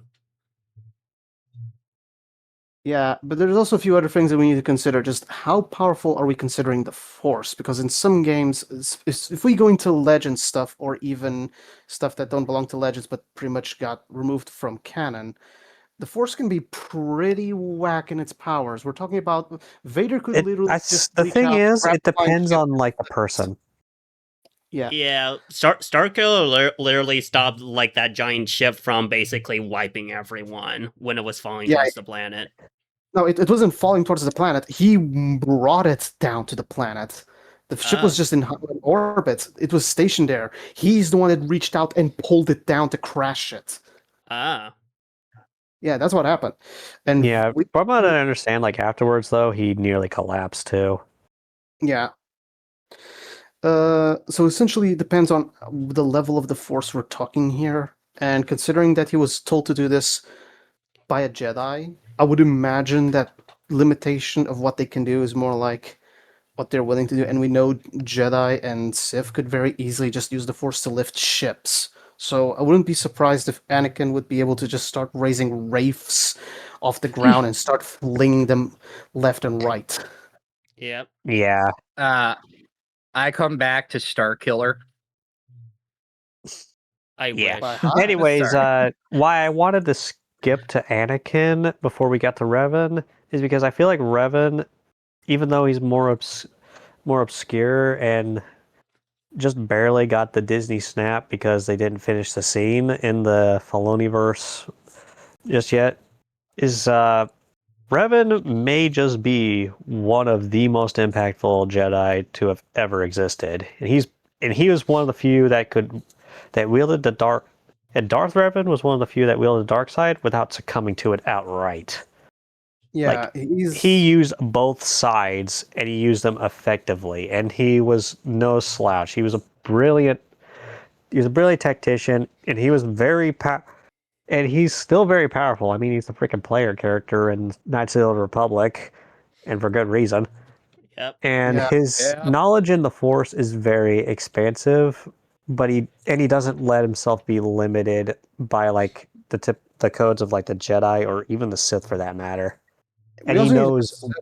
And I think this not letting it get to his head is one of the reasons he was so powerful, even as a Sith Lord, because he didn't let the dark side consume him, and he instead channeled it perfectly. And I feel like this actually gives him an edge over even Anakin Skywalker, because whereas Anakin would be getting emotional and enraged and would even have some arrogance, Revan does not have this. He would know to keep it cool even as the fight drags on. I agree with all of this because Revan, one of the things we also need to understand about Revan making his choices after going through all of this is that he didn't just not allow himself to become consumed by the dark side or let himself be bound by the codes. It's just that this direct experience also pretty much allowed him to understand both sides for what they truly were. Essentially, he was able to learn what the Sith themselves have not learned about the dark side, and in addition, he was able to explore the depths of the light side in ways that the Jedi themselves didn't. And he did all of this without also shutting off his own emotions. He's not like disconnected. He didn't follow the dogma of the Jedi where they started cutting off a few of their emotions, like to just repress what they feel, like just go, there is no emotion, there is only the serenity and yada yada yada. Yeah, I mean, this is a little bit off topic, but I've seen like some people theorize he is the ancestor to Anakin. I would not be surprised if at some point we find out that he may actually be in some shape or form connected to the Skywalker family. Because It I wouldn't wanna- surprise me in the slightest because it really just feels like that, especially with what supposedly his canonical appearance under the mask really was. Mhm. It was very It similar to wouldn't Anakin surprise me Skywalker. either. So I'd It wouldn't say surprise me he either. lasts at minimum. Honestly, I think he goes past the canon length because he would definitely be using the Force to its fullest potential. I'm gonna be honest. I would imagine him reaching the 9 hours length alongside Snake. Snake. Yeah, Yeah, I would imagine he'd be able to go that far. He's really powerful. He's knowledgeable. He's capable. We already know what a base level Jedi and Sith can do. yeah, but I don't see him lasting against a glassing. That's the Yeah. thing. I would the only reason why I'm putting up into 9 hours is because realistically, I would not see him wanting to keep on fighting on a planet where everything is already dead. So I would imagine he would wisen up like Snake did and go, okay, you know what? Fuck this. I'm going to get on a ship and Yeah. GTFO. Yeah, probably would fight to an extent, and then change his objective, so to say. Yeah, you know what? Here's what I'd actually suspect he would do: grab a Banshee mid-flight, and then force eject the pilot and just hop inside. Yeah. if only the UNSC found that technology first. I'm out of here, He plebs. may have actually won in the air war. Yeah, it's probably would be that, but but you do got to keep in mind the anti-air. They probably realize pretty quick where he's in. Yeah, definitely. They would definitely. So I Figure that imagine he would out. probably be like messing up the anti-air cannons before doing that strategy. Yeah, he would definitely be doing that. I'm gonna say right now, if I'm saying 9 hours, it's mostly because I already expect them to be able to wisen up and go, why the fuck am I on? Just keep on fighting. I'm getting the hell out of here. Well, the initial thing is so that it's enough time for the Pillar of Autumn to fully escape. True. Yeah. So I would that's why I imagine say, that like, it's for a like- while they'd be fighting for some time. Yeah, but I would imagine at that point, once they're already pretty much everything's well and done, I would imagine they would be able to GTFO from there entirely. Yeah, I feel like a lot of these characters on the list would still not fully get the grasp because of the heat of battle. But yeah, Revan would realize it. Yeah. Anyways, let's get to the next one. Now, this one I really want to talk about, and that is because it's just so interesting. This The guy. Lich King, Arthas Menethil. Oh boy. Now, all up until this point, a lot of the factors that would ultimately get most of these characters was attrition. But when you're dealing with the freaking Lich King, that is someone who thrives on attrition because the more that die, the bigger the forces that he has gets. And imagine even like a lot of the initial dead soldiers, he would just rise them up, turn them into Scourge, and I'd like to think they could still use their weapons and would still be a bit more sturdy because they're already dead, so they're not going to be feeling pain as much. And then every time the Covenant goes down, Covenant soldiers go down, he just raises them back up, and then it gets even worse. So, and not to mention, the Lich King himself is extremely tanky, because if we assume like some of the high-level fire magic in the Warcraft universe is like the plasma weaponry, he can take a lot of those. I would like to point out something that would even get even worse, especially if he's resurrecting elites. They would be getting their shields back as well. Yeah, Depends on how damaged it is, I think. And if I may, it would be the flood all over again. yeah, that's they that's probably the point I view was him as going to go to. That was the point I was going to go towards, because I would imagine that if they would know how to use the gun, they would probably know how to use vehicles, which means, considering they're already dead, they're not. He gonna could need- essentially escape off world if he wanted to. Yeah, but I don't think think you the would need Covenant to would escape. really, really be crapping themselves enough to where they would just be straight up glassing the Lich King at that point. They wouldn't even wait for like the full 8 hours. I think they probably would immediately go for it. But by that logic, that means he lasts the 8 hours. Yeah, but I Yeah. would imagine that at some point, if he's already getting a few under control to the point they could use vehicles, I would imagine he would want to secure a hell of a lot more. So I would imagine he would try to get a few into carriers, cruisers to just start wreaking havoc. Yeah, but you have to keep in mind that the elites are not going to just wait around for that. Once they start seeing, once they start realizing what's going on, they are going to be like, no, and they are just going to immediately just go the nuclear option. So I don't think Arthas is getting off world. I think he's still going to go down to like them just glassing the whole place multiple times.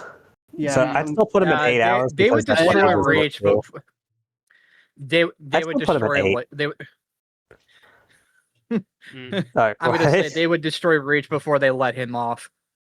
Yeah, but yeah, for that I put him at 8 hours for Covenant glassing because that's what they'd be resorting to. And in theory, if they decide to wait, they'd have to do that. yeah, I would definitely. I would agree with He that goes too. up 2 hours. Yeah. Yeah, I would agree with that because but now the again, question is why the UNSC would wake up Arthas, and I feel like it would be that last ditch effort. Yeah, because I'm gonna if be, the UNSC decides to wake him up, then Reach might as well no longer be a planet. Yeah. because I'm going to be very honest here. I did say that he would send the ships up to start causing havoc. I did not say he was going to go off world. I would imagine it would just be causing havoc because we already know that using the flood as an example, because he pretty much got brought up here. The Covenant, when they realize they're fighting something like that, they don't fuck around. They quite literally always bring the big guns. And they only spend forces when they realize, yeah, we need to spend forces to make sure they don't even have the chance. Like in the mission in the first Halo, Keys, where there's a downed Covenant cruiser, and they kind of need to deal with the flood infestation so they can get it off planet so that the flood doesn't get it any way out. Yeah. Do you And want a that- total human loss on Reach? I had to go back in my old archives for this. At least 1 billion human, or at max a human billion lives lost on Reach. Yeah. Though personally, I would definitely love to see like the Lich King just taking advantage of all the deaths that happened. That'd be really awesome to see like someone animate that. Just imagine. But anyways, let's get back on track. Yeah. This is already going over the 2-hour limit I was kind of thinking.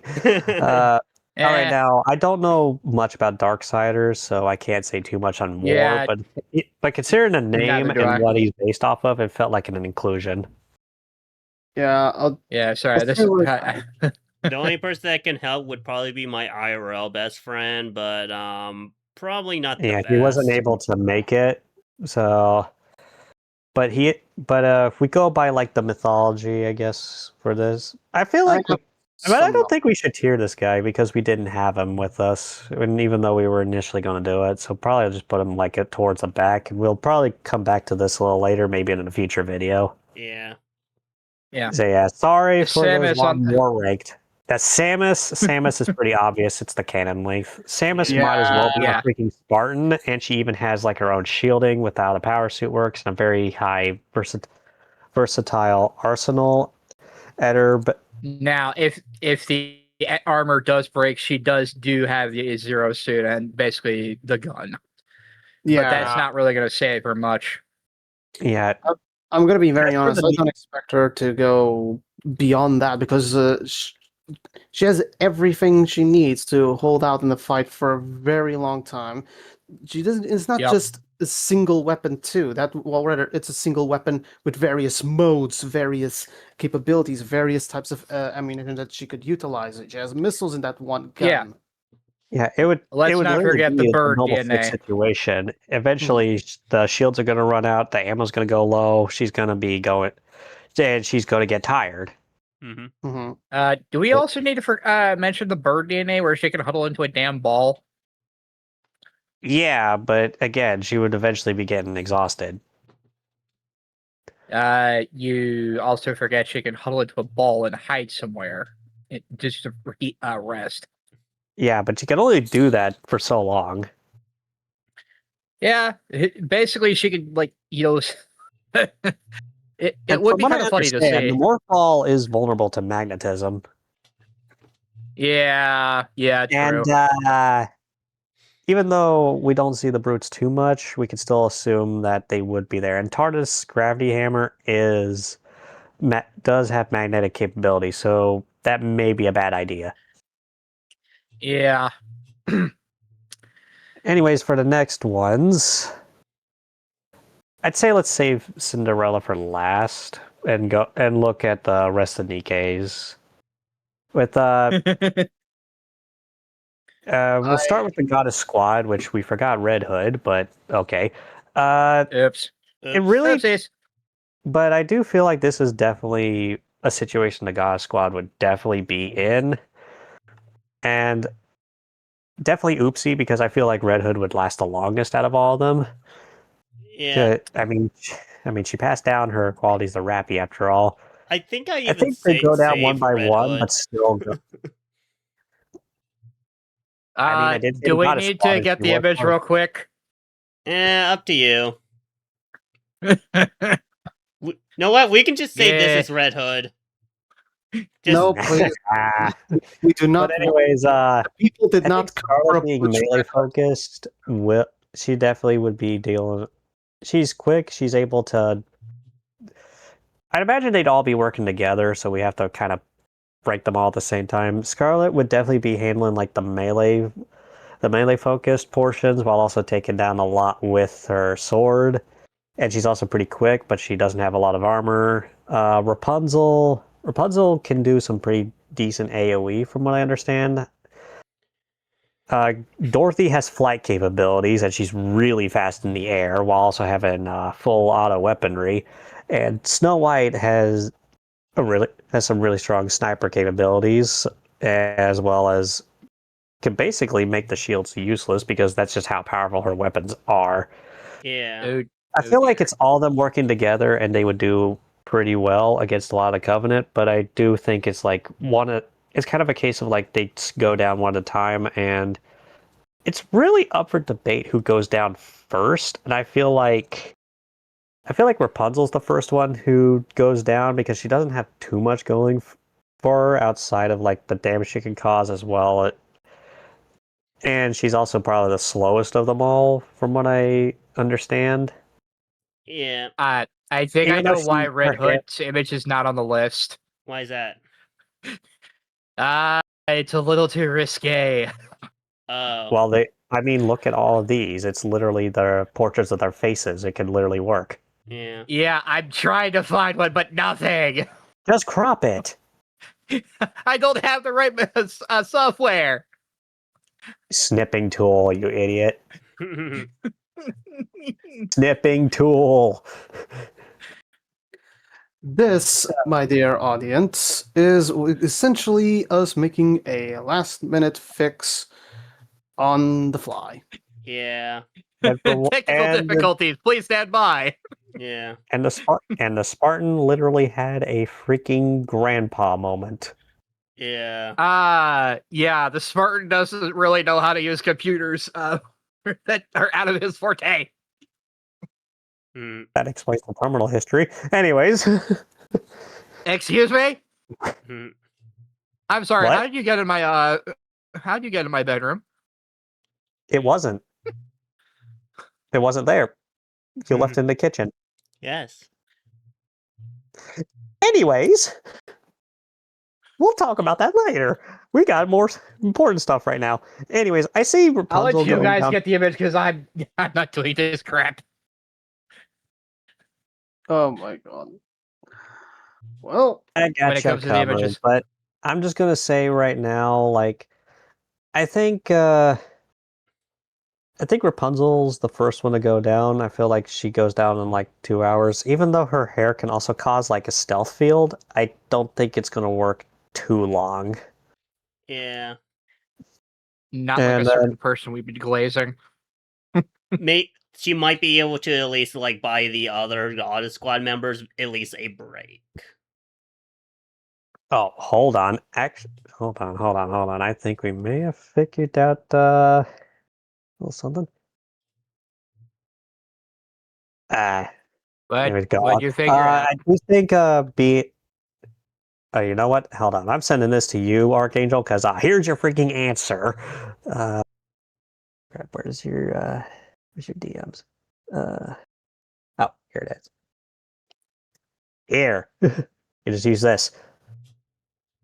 Anyways, yeah, I'll send this I over to also Fire. feel like I think Scarlet focusing more on melee would make her probably next because the Covenant do have some concussion weaponry, and I do during the Lone Wolf mission, and I feel like being a melee focused character and you're having to deal with that is definitely going to be something that's going to make it really difficult. Fire, present for you. All right, that little hiccup out of the way. Now we actually have the remaining one. Sorry for the disrespect for all the Red Hood fans. Anyways, but yeah, as I was saying, Sorry, technical difficulties. Yeah. Yes, white. And I'm the guy from the freaking. We'll talk about that later. Yep. Yeah, and I'm from some place that doesn't have that as much technology, and I'm using it better. Anyways, Focus, yeah, I think children. one to go down. I think that'd be like a 2-hour mark. So, and Scarlet would probably follow. Scarlet, I think, would follow suit. But yeah, Rapunzel is probably the first one to go. I'd say probably like, even though she's able to hide their presence for a little bit, I think it'd be like eventually the stray shots get her. So I'd say about like an hour or two. Scarlet, definitely 2 hours. I think she's eventually, like, the lack of armor she has is definitely going to be getting to her. Dorothy, it could be a toss up between like who's next, either Dorothy or Snow White. But considering how much Dorothy goes through, whereas Snow White has actually been taken out in Godfall, I'd say Snow White probably be next. Like, assume like maybe her sniper position was found, and then she gets shot with a jackal sniper, maybe. I would like to point out, like, for Snow White, it would probably depend on the iteration. Like, I can feel like post Goddess Ball, Snow White would probably last longer than young Snow White. Yeah, but I feel like this situation would be like the Goddess Fall for them in a way. Yeah. I think the whole, as the Nikke fandom calls that version Swole White, wouldn't be the case here. Yeah. So I'd say maybe like either at the very tail end of 2 hours or probably like 3 hours, she'd probably be found out and taken out through like sniper fire. Mm-hmm. Say, like jackal snipers be sniffing her out, or maybe even like a banshee strafing run takes her out. Dorothy, even though she's very quick and in the air, I think eventually the anti-air is going to take her out. Because have you seen what the Covenant anti-air is like? Ooh, that packs a punch. Yep. And she's not exactly the most durable, even though she is probably the one who handles the most. And then lastly, Red Hood is definitely, hours? I'd say for her it's 3.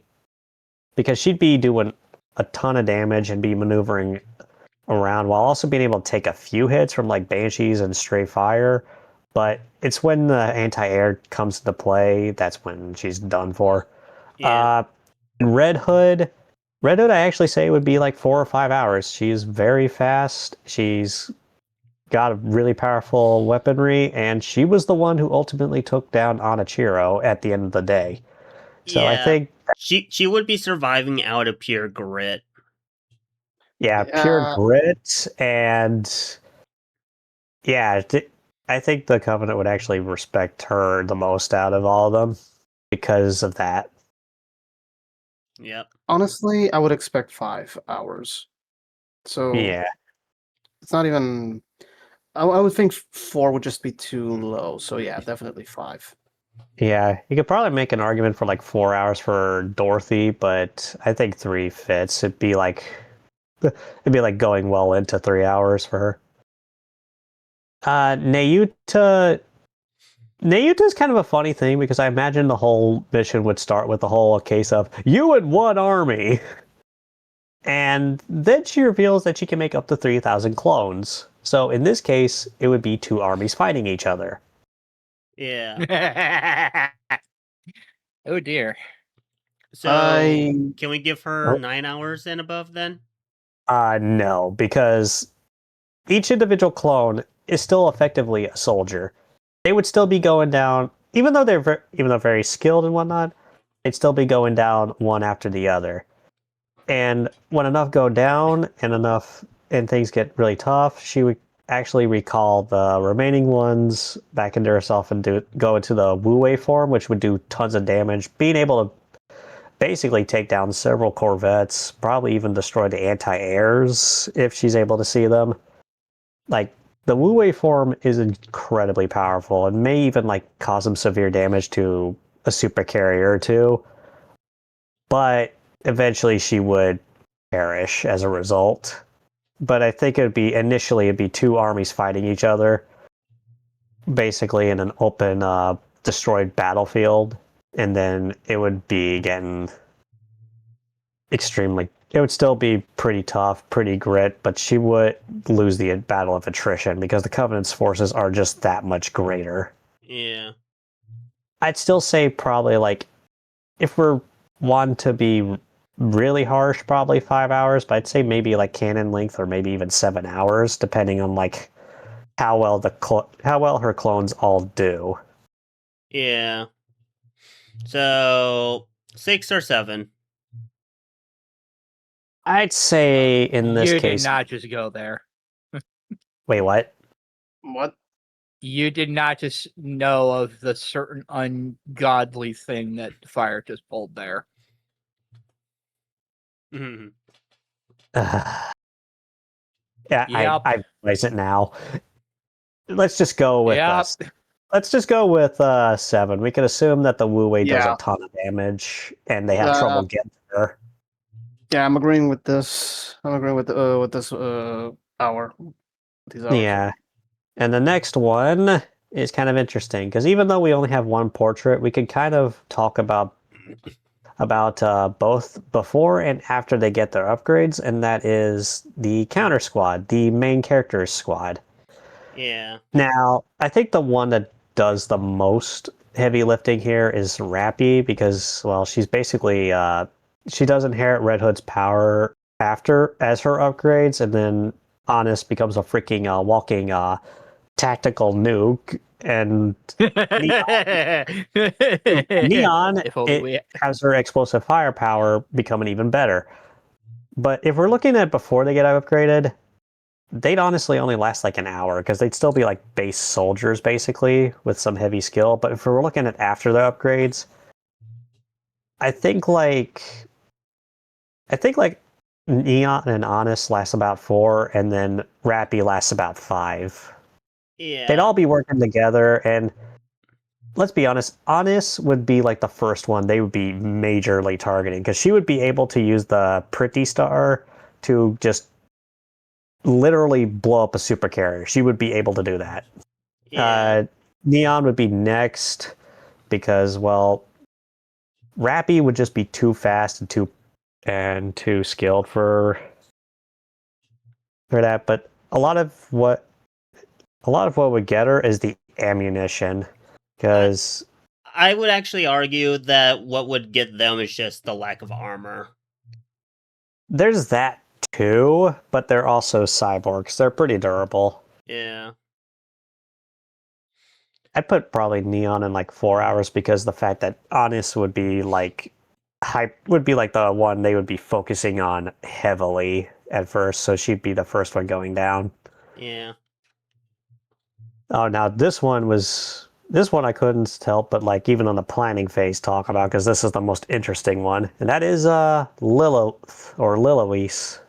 She's actually she is canonically the most powerful Nikke ever created, and basically has like Superman level strength.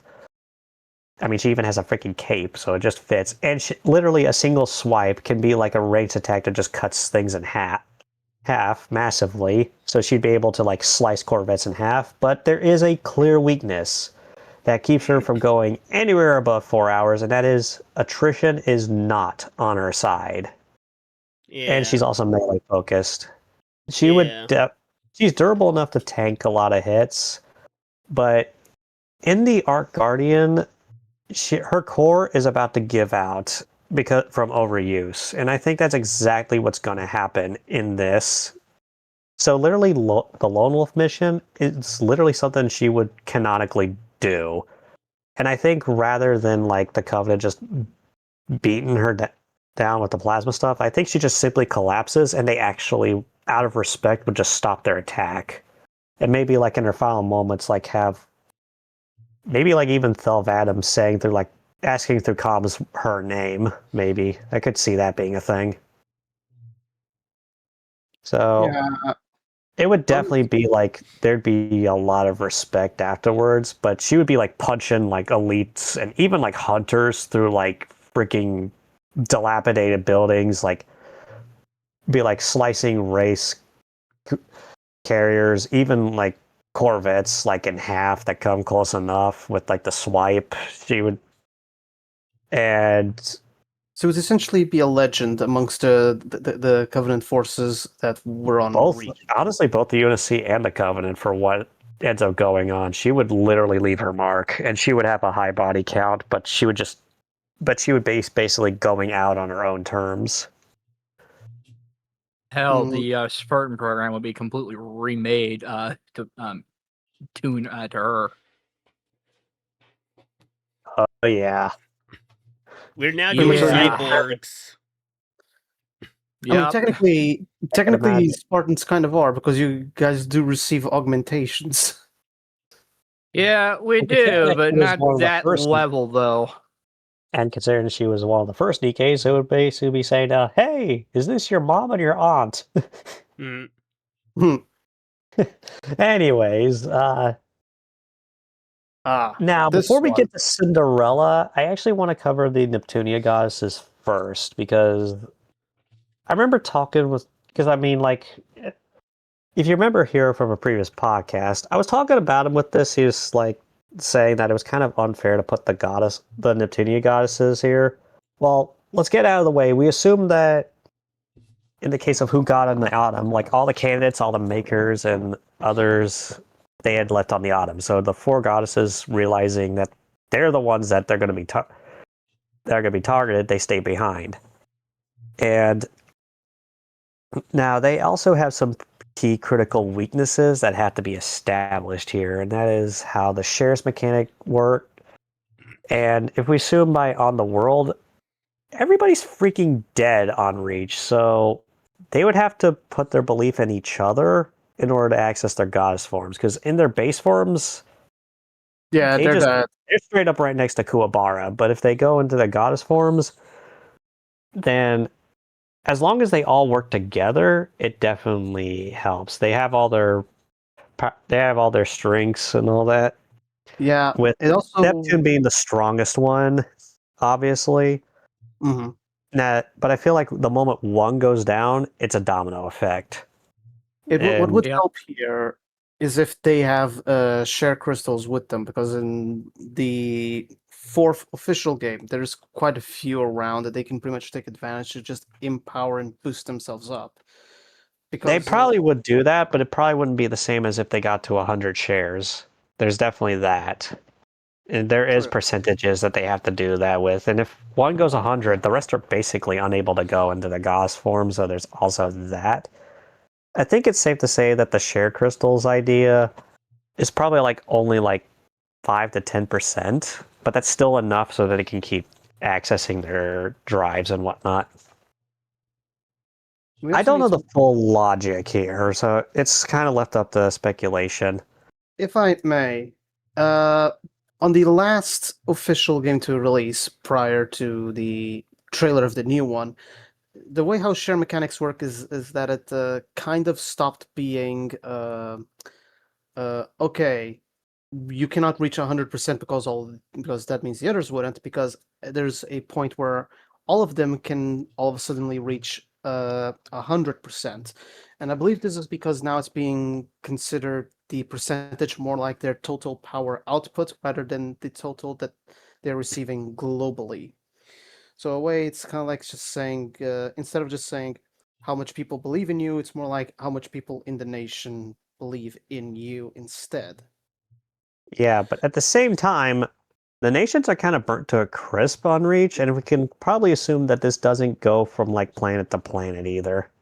Exactly, but it's also the reason why I'm bringing up the topic, because considering that they're portraying that like so, then perhaps we should consider the crystal more as in a self power up instead of the percentile of the planet or potential population could have existed, sort of deal.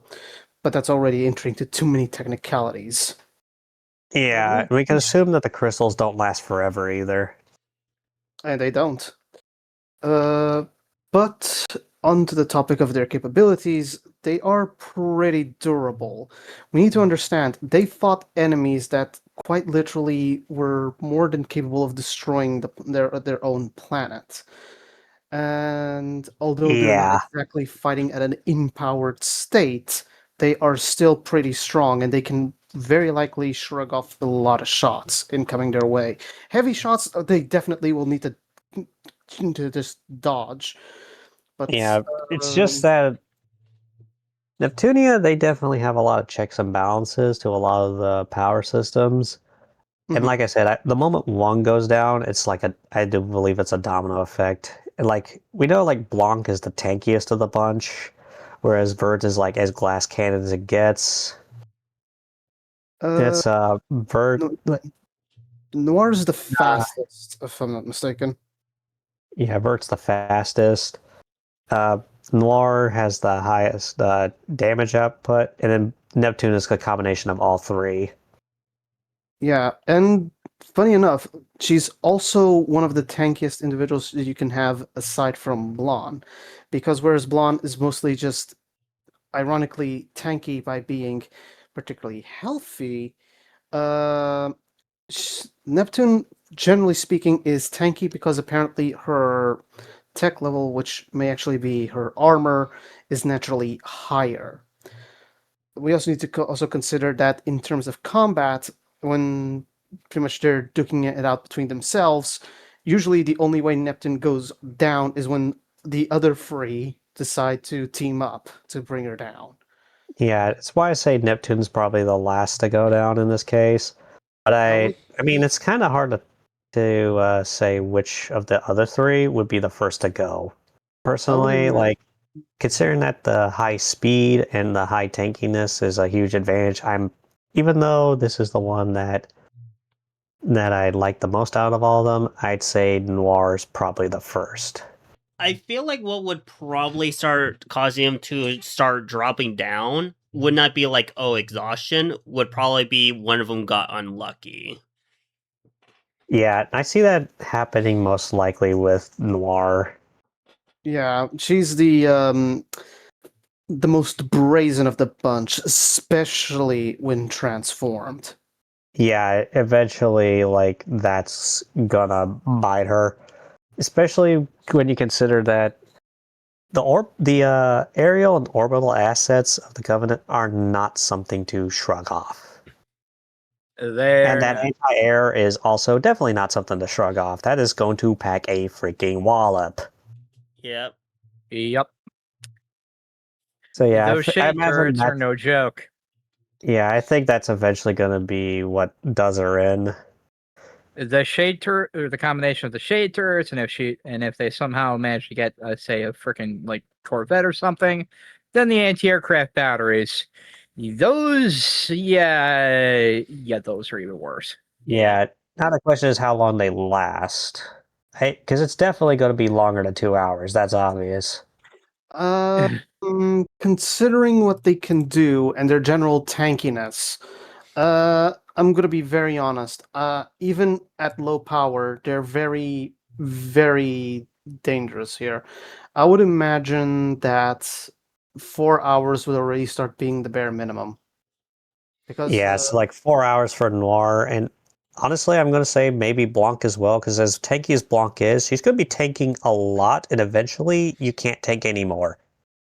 I would imagine Vert would be able to. Yeah, Vert's speed would actually let her destroy some Corvettes. And if you've seen like how some of her EXE drive attacks do, like how much damage does, I think she would actually pierce through like I think she takes out at least 3 corvettes. If we're And then talking eventually about she goes down. ships being brought down, I would imagine they would, after a bit, cause enough issues for the Covenant to start keeping their distance, because there comes a point where too many hostiles are just too much. Too much damage is a bit too much. But Yeah. So I'd say like Vert probably be like 5 hours since her speed would help a lot, but I do think she'd start exhausting herself. Yay, my wife survives for an extra hour. Yeah, Neptune definitely lasts the cannon length because she has the combination of all 3. So, but yeah, I think she would. But yeah, she'd definitely go down either like an absolute beast, or well, one last fourth wall break. Yeah.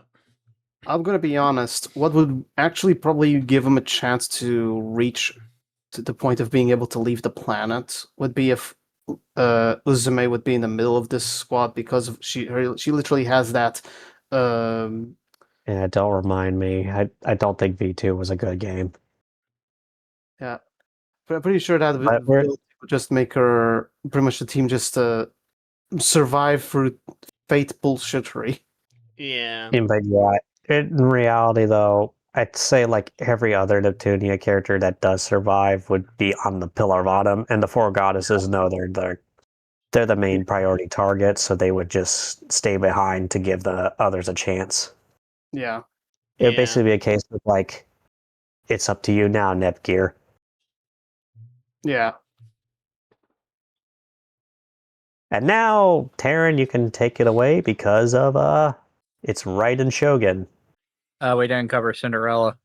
Oh, right. The reason why we say Let's not Cinderella forget the or Cinderella. after the Neptunia Goddesses is, again, with when I was talking about this idea with Hero, is because what Hero kind of was like thinking with the Neptunia Goddesses is kind of more so applies to Cinderella, because Cinderella is effectively if you had like the 100% shares and without the critical weaknesses that a lot of the goddesses have, because Cinderella would be like an absolute nightmare for the Covenant. They'd probably go past like the freaking demon thing and consider like freaking one of the 9 princes of hell or something. Oh dear. Yeah, she would be that terrifying to the Covenant.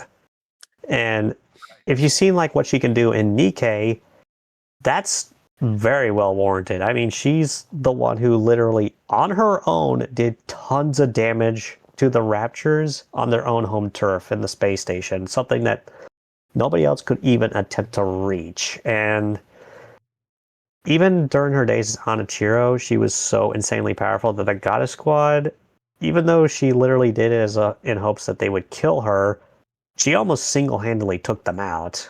And it took literally Red Hood's grit in order to stop that.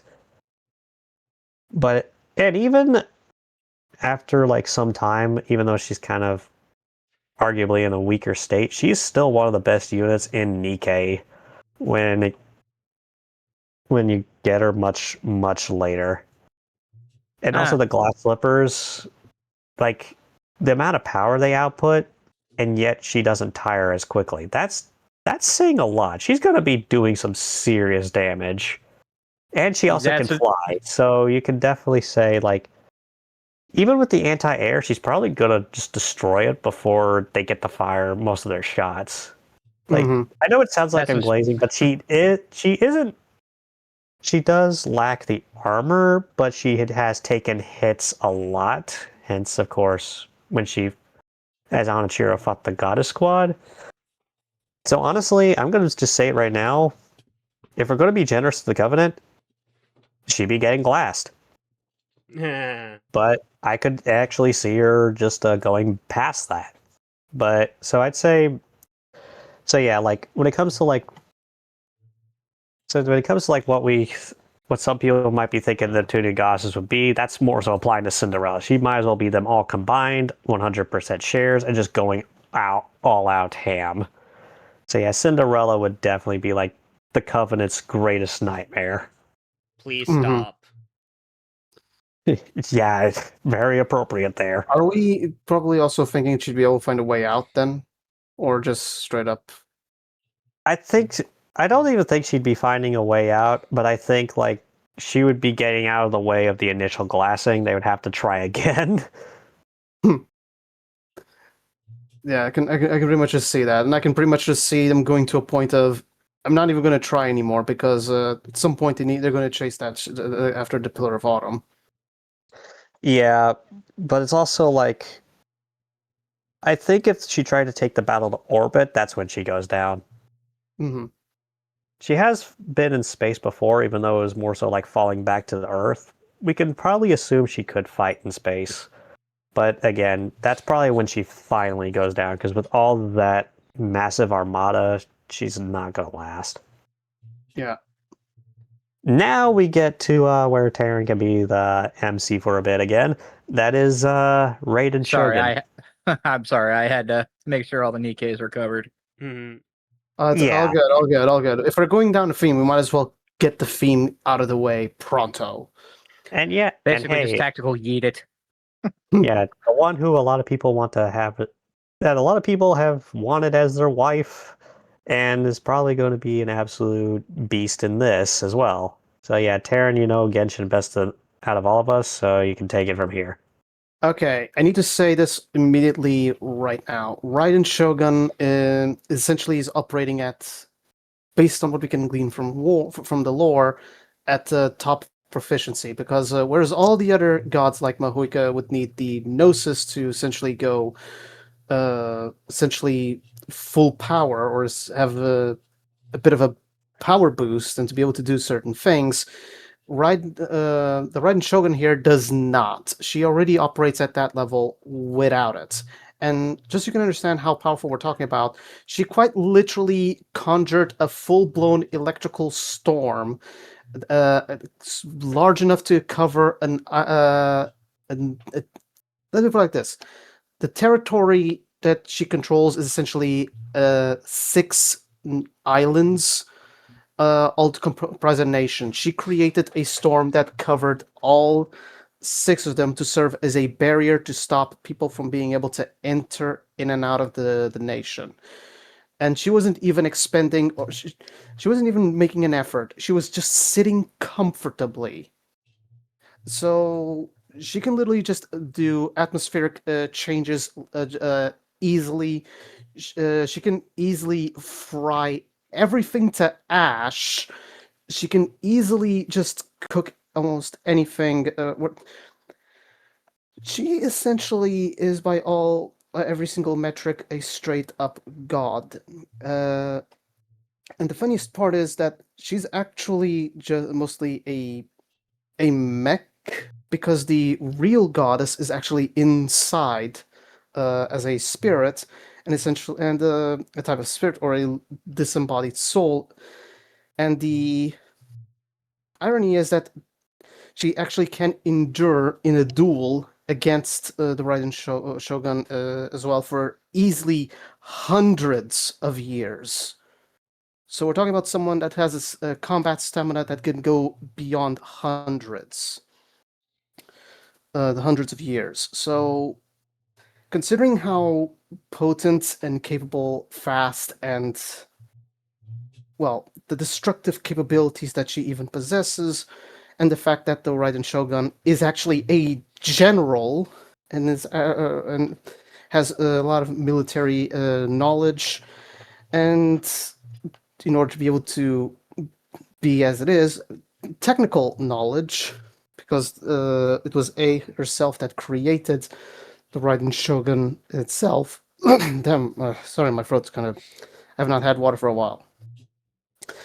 Essentially, we're dealing with someone that I would very confidently would say would go to the 9 hours.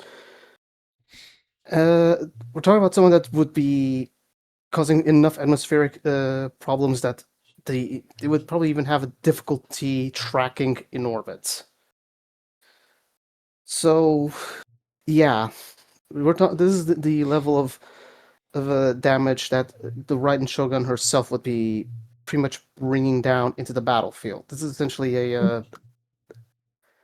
This is essentially someone that's bringing down the heel and crushing you with it. The question is that then, like, how does she handle a glassing beam? I want to be honest, I don't think she would be able to survive glassing, but I would think that it would be more the case that she would just GTFO from the area.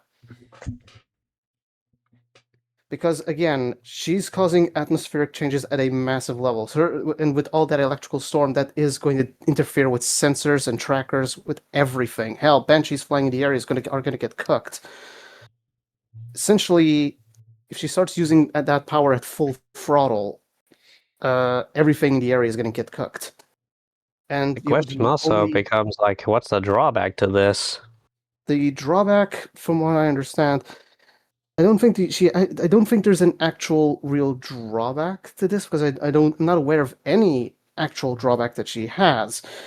However, there is one massive weakness that she does possess.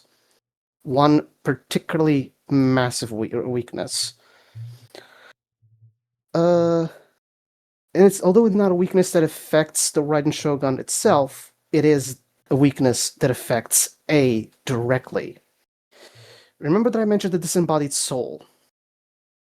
So separating that would not stop the Raiden Shogun. The Raiden Shogun literally is equipped with a subroutine to eliminate the Raiden, to eliminate A, if she believes that she's deviated from the path. So she's more than prepared to function without the actual goddess.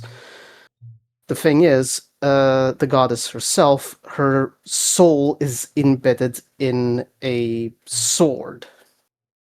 If the sword breaks, the goddess is very likely going to die. Now, we don't know if that sword can break, because that thing is used as an actual weapon, and it's particularly potent, that has endured a lot of punishment. It's essentially the blade of a god, but it is. I guess it really depends on, like, how would it fare being hit with a plasma sword, since that's effectively like a really hot lightsaber.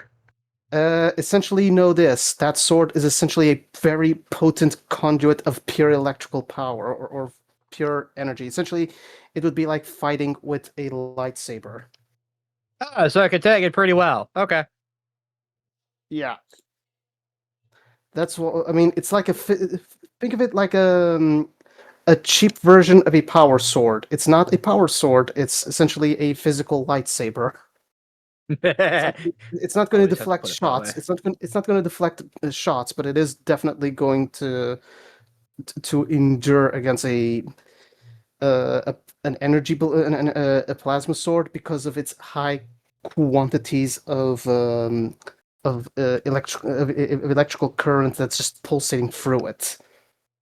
Yeah, I guess 9 hours kind of works, because I don't see the Covenant figuring that out, and I don't think they'd figure out how to break the sword in time. I'll be honest, there's only one way they would be able to bring her down. And that if they literally somehow got as many ships as possible to focus so many glassing beams into the continent where she's at. If they I mean, that is something that they do earlier in Reach, basically, where they literally glassed New Alexandria with multiple ships, so that wouldn't be out of the question. They probably would start doing something like that, maybe. Thing is, they were mostly doing that. We don't exactly see them doing it, from what I remember of the mission, that far away from the city, because they were actually doing it within your line of sight, and the glassing was kind of... Actually, it was distant. Yeah, it was distant, but it's like... We also do see in Halo 3 them glassing half of Africa, and it literally starts fogging over because of how much that they've been using. So we can assume that it actually covers a much wider range, or they're probably just using a different power radius. True. To me, I'll be honest. If they don't do that level of glassing, she's going to reach 9. But the big problem is if they become solo orbits, that they get inside their storm. which at that point it's again dealing with a high quantity of electrical current. Yeah, that would be kind of that would Yeah. definitely be a problem. Anyways, we spent too long on her, even though it's basically the overpowered wife. Yep. Yeah. I know next to it was nothing on like- Warhammer, so this is something y'all would have to take care of. Oh, okay. Dante is essentially he is one of the head honchos of the Blood Ravens. Those weapons pack a punch. Bolt weapons are essentially they're not firing bullets; they're firing little missiles, little rockets. Yes, the bolt pistols and the bolters. Yep. Let's also keep in mind that their chain swords, literally swords with chainsaws, bloody brutal, I have to say here, are made of a material called adamantium, if I'm not mistaken here. Oh, And so that the thing same is- thing Wolverine skeleton's made out of, right? Yes, but I'm not sure if how it works in their universe is the same as the Wolverines. In fact, I don't even know how that even would work, but it's considering they're pretty much the same name convention, same ideas, but we'll have to figure that out at some point. Yeah, we'll look into it. But essentially, that makes the chain swords practically unbreakable, but based on a few things in Warhammer lore, there appears to be a certain heat limit that adamantium can endure. Now the question is, would that be replicated by Covenant weapons? I have a certain degree of doubt with some weaponry. I have seen those comparisons to Halo and Warhammer, and supposedly the Covenant would fit right into Warhammer, so we could probably argue that there would be some level of impact, but at the same time, they're also they would definitely match up very well against a lot of the factions due to having some technology better than a lot of the Warhammer, especially when it comes to their spatial capabilities. So I think we could probably make the argument that it could be even. Maybe Covenant's got a little better, maybe a little worse. It's really hard. I'd say probably a little worse when it comes to the ground, but when it comes to space, they're a lot better. Dante is There is also the armor. Yeah, the armor Yeah. of a space marine essentially is ceramite, which is exceptionally durable against heat, with a adamantium endoskeleton to to help move around in it. But the thing about the adamantium is that it's also particularly weighty, so they cannot have too much of it. Now, as for what we know about Dante, is that Dante is literally the poster boy for the Blood Ravens. I'll be very blunt with you. He wants to die. He wants to die real badly. Yeah, so this would be exactly what he'd be asking for, going down swinging. Yeah, this would be right up what he wants. He'd go down fighting. Yeah, he would be saying no. He'd be talking to the Autumn, say no, you get your butts out of here now. This is my fight. Yeah, essentially, that's definitely what he would be doing. And he would be literally charging headlong into wraiths. He would be bringing down he would go down swinging, but the question is, would he go down? Because the problem with Dante is that, and I say this with no real no real Hesitation. exaggeration here. He happens to have he happens to have John 117 luck. Ah, so he's a very lucky bastard. Yeah, he's not going to die. He's already he wants to die, but he can't. He wants to retire, but he can't. He is To be already fair, Noble 6 had that up until Lone Wolf. This could be it finally running out. yeah, it could be, but he has went through so much, and although I do have questions about the durability of ceramite with adamantium, because I have been taking a look at that, and there is some interesting implications when you literally just do the math.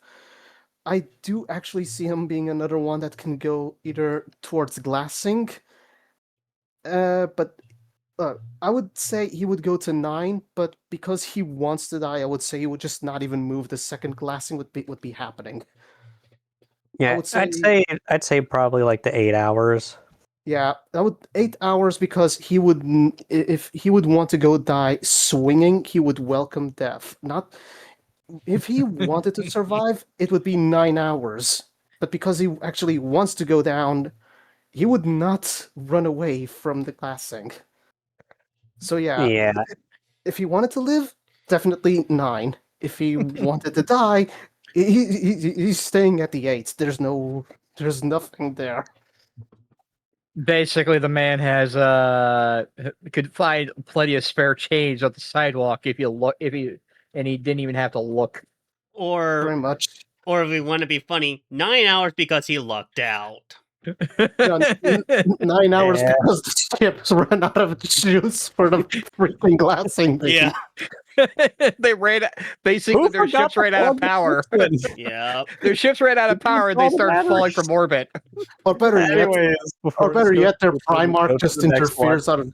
Or better yet, the Primarch just interferes out of nowhere and says, "You will live, my son. I have destroyed this cruiser that's about to glass the area." Yeah, and then he's like, "Oh, come on." Dante is like, Anyways, let's just get to the next one. Yeah. Yeah. Reimu. Reimu is very similar to Marissa, but in the case that she could fly, she also has the advantage of being able to fly without an outside force. So, like, she doesn't need the broomstick. She's also a lot more versatile and faster in her attacks, but she does not have the Master Spark, so it's not as destructive, so to say. But she's definitely going to be having better AoE and whatnot. But I think when it comes to like the Corvettes, she might start to struggle with like their shielding and whatnot. But she's not like Marissa. She doesn't get like in over her head or whatnot. She's going to be a lot more alert on this, and she's definitely going to be playing a bit more tactically. But I don't see her lasting as long because she has the same problems. She can take the grazing hits, but if she gets a direct hit, she's pretty much done for. I think she lasts longer than Marissa though, because of the fact that she doesn't have as much of a handicap, and she probably could like start doing like a lot more strafing runs with her flight, and probably even outrunning some of the anti-air fire, being able to just blow them up in an ironic way. But I do think she does go down like in 4 hours. Oh, okay. 4 hours. Yeah. 4 hours it is then. next 3 are the demon triplets from Devil May Cry. Yeah. Oh Yeah. dear. All 3 of these will last. This one is the one where do we count them together or separate? think- They like to fight together, so I think we count that. Yeah. Yeah, let's go together. And We'll just one say that. How about we put them? Put it in the scenario that they're all fighting the Covenant as a unified force. yeah, They that's- definitely last at minimum 7 hours, but there's definitely for like differing reasons. And I feel like Virgil's the one that there's like he definitely causes the most damage because he would not be holding back. Dante would self-nerf himself just so that he could enjoy having fun, because this to him would be like basically the same as going to an amusement park. He'd just be having so much fun. And Nero would just be an angry boy, just constantly beating the crap out of all of them. Yeah. Yeah. Well, They're very this is their skilled. paradise. They Okay, look, this is their paradise. Yeah, they'd definitely be having a lot of fun, I do think. Just that Yeah. Virgil would be the one taking it a bit too seriously. I think we can put him at like 8 hours and the other 2 at 7, because I feel like eventually because we have seen in Devil May Cry that Dante and Virgil almost killed each other. They aren't immortal, but they are kind of close. They're very, very, very durable. So they've taken several hits. Virgil would be the one doing like slicing the Corvettes in half, maybe even like a super carrier if it got close enough.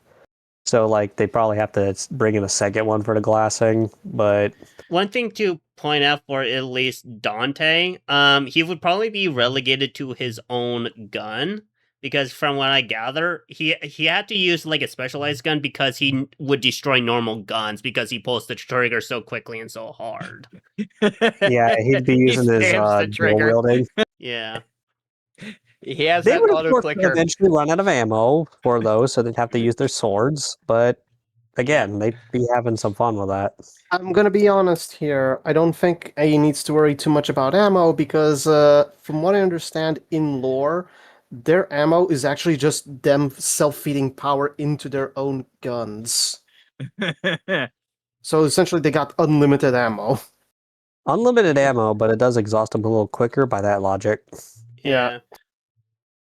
But there is one curious little tidbit here, and that is I have to speak about this from a logical standpoint. If they notice they're going to die, and if considering that they're pretty much getting along somewhat betterish now in the end of the final game, Virgil could always just use the Yamato to GTFO and get them all out. That's the Yeah, direct so control. technically that could last more than 9 hours. Yeah, probably. I would say at the 7 But I hour think they mark, would be enjoying themselves with the whole mission of give the Autumn some time to properly get out of there, and then they would just be killing the Covenant over and over. yeah, I would say they would easily reach all of the. This is my personal opinion here. All of them would reach the 8 hour mark, and at that point, they'd probably just be GTFO. Yeah, I think really it depends if they see it coming, which I feel like they would, but at the same time, if the odd chance they don't, that probably would get them.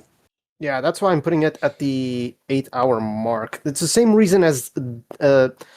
Okay, I just realized we have both Dante's at the 8 hour mark. Okay. So, Just one is wanting to die, the other is just wanting to have fun. yeah, and I'm just gonna say right Jeez, now. we have it's Danteception at 8. All right, next. Who'd have seen this coming? Yeah. All right, Yeah. next. Oh, we should have done this with the Star Wars ones. Darth Bane. Oh man, Oh, I'm dear. so I rusty on this. completely- But Darth I- Bane is considered the most powerful Sith Lord to have ever existed. I completely Yeah, we missed this should have, one. but I didn't think about this because you guys were busy talking about it. And I did not realize he was right there. Oops. Shit. My bad. Yeah, My Fire brain's too next time. linear. next time, Fire, please order this a little better. Anyways, Should we also do Delta Squad at the same time? Yeah, I just noticed they're right there. yeah, well, we're on Darth Bane right now, so let's just talk about him. I feel like Darth Bane. I'm so rusty on this stuff, but I know, like, with how powerful of a Sith Lord he is, he's definitely going to be lasting a while. He's the one who created the rule of two, and he also basically got rid of, like, the less competent Sith, so to say, with, like, the thought bomb and whatnot. If he were to replicate that thought bomb, that would just wipe the Covenant off the freaking map for a while before they start finally sending in some more reinforcements. Hell, Well, I don't think he would do the recreate UNSC it. a favor. Just nuke the Covenant out of existence. Yeah, and of course, with the power of the dark side, he'd probably be able to like take down a few super carriers with it. If we're Yeah, I assuming can. like he's embracing the full power of the dark side and whatnot in the process. Yeah, I can see But the Darth thing is, Bane like, just- again, this is going off someone who's extremely rusty and has not read like the books in like almost a decade at this point. So I can't really say too much here. I'm gonna be honest. Thought Bob purging Covenant from existence. Do you know how many UNSC lives would have been spared? I would consider. Yeah. Now the question is, like, if it's on the ground, it may not reach the orbital.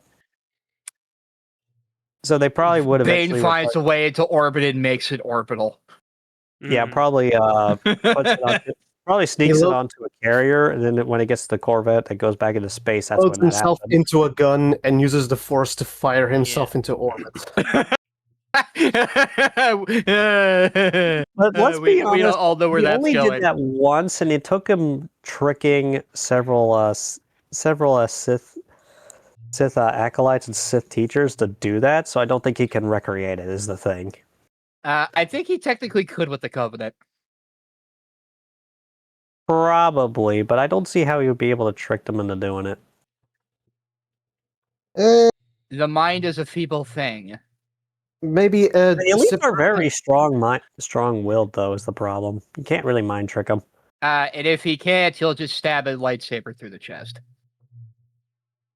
But yeah, I think he's definitely going to be doing like a lot of damage. Yeah, I don't He's see him gonna- getting off world though. I think he definitely would get if the whole thought bomb thing we've been talking about. I think he still gets like glassed. He's going to be doing so much damage to them.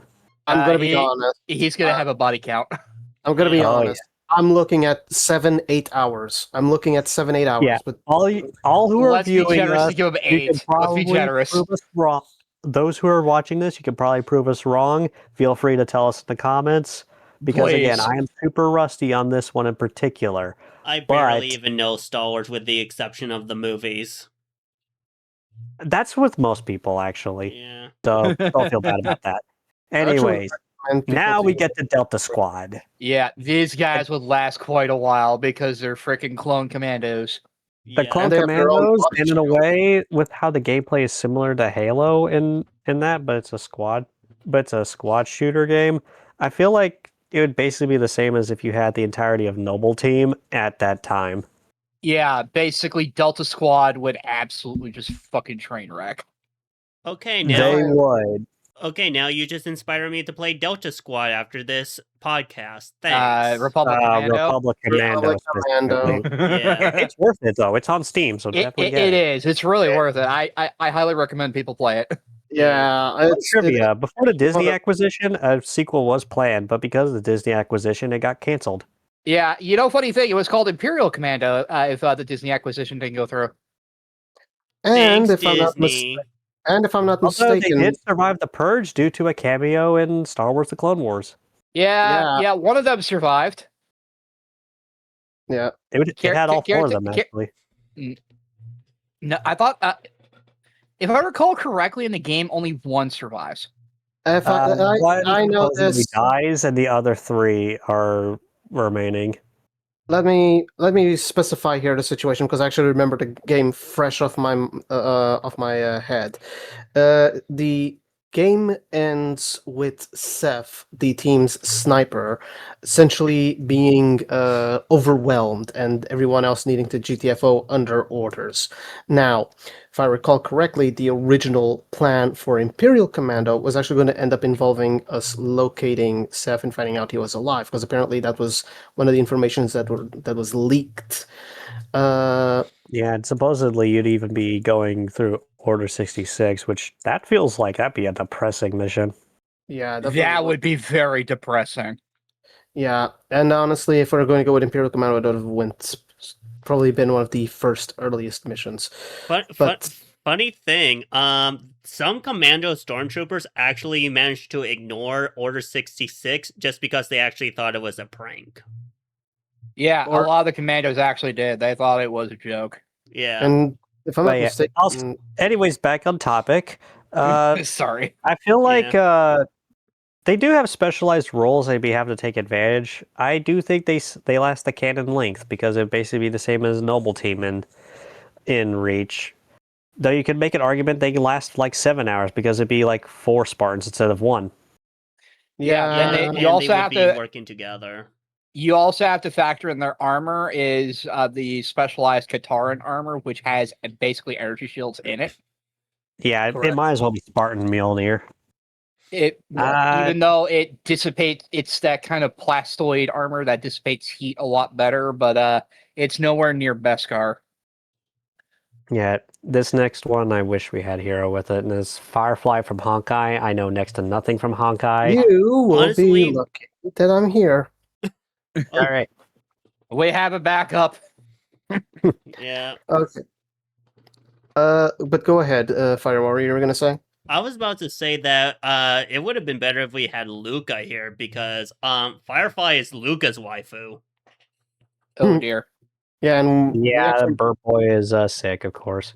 Yeah. and I've been talking to him about characters from Star Wars from a fair bit, and we even discussed a few characters like Firefly. Firefly is essentially, to put it simply, she's practically a super soldier by her own right. Her entire, let's say, batch were pretty much just trained to be able to fight something that would be I would dare say the equivalent of the flood, but not exactly like them. Just a creature that would essentially just consume everything in its path. They're tough. They're strong. They can pretty much bring down a whole lot of targets through in hand-to-hand combat, and they can take a lot of hits. Essentially, they also have the power of flight, and they also have the ability to discharge excessive levels of heat. So much so that they can even going based entirely on what Firefly can do. She can literally just come down from the sky as a meteorite and just clash onto the ground, crash on the ground with so much force that it's literally a smoking crater with ash and fire and flame and everything else. So she essentially would be incredibly durable and incredibly powerful, and her suit does have orbit capabilities, so she can literally just go up out of the planet and fly off, and the speeds that she can reach is pretty high. So Firefly is just one of those characters that's particularly powerful and capable, and you're not exactly going to can go very wrong with her. She's pretty much a very destructive individual, and I don't say that as a pun because she's a destruction type character. But at the end of the day, she's also very capable to pretty much infiltrate areas and pose as a civilian. She's smart enough to estimate what she needs to do, how to do her missions.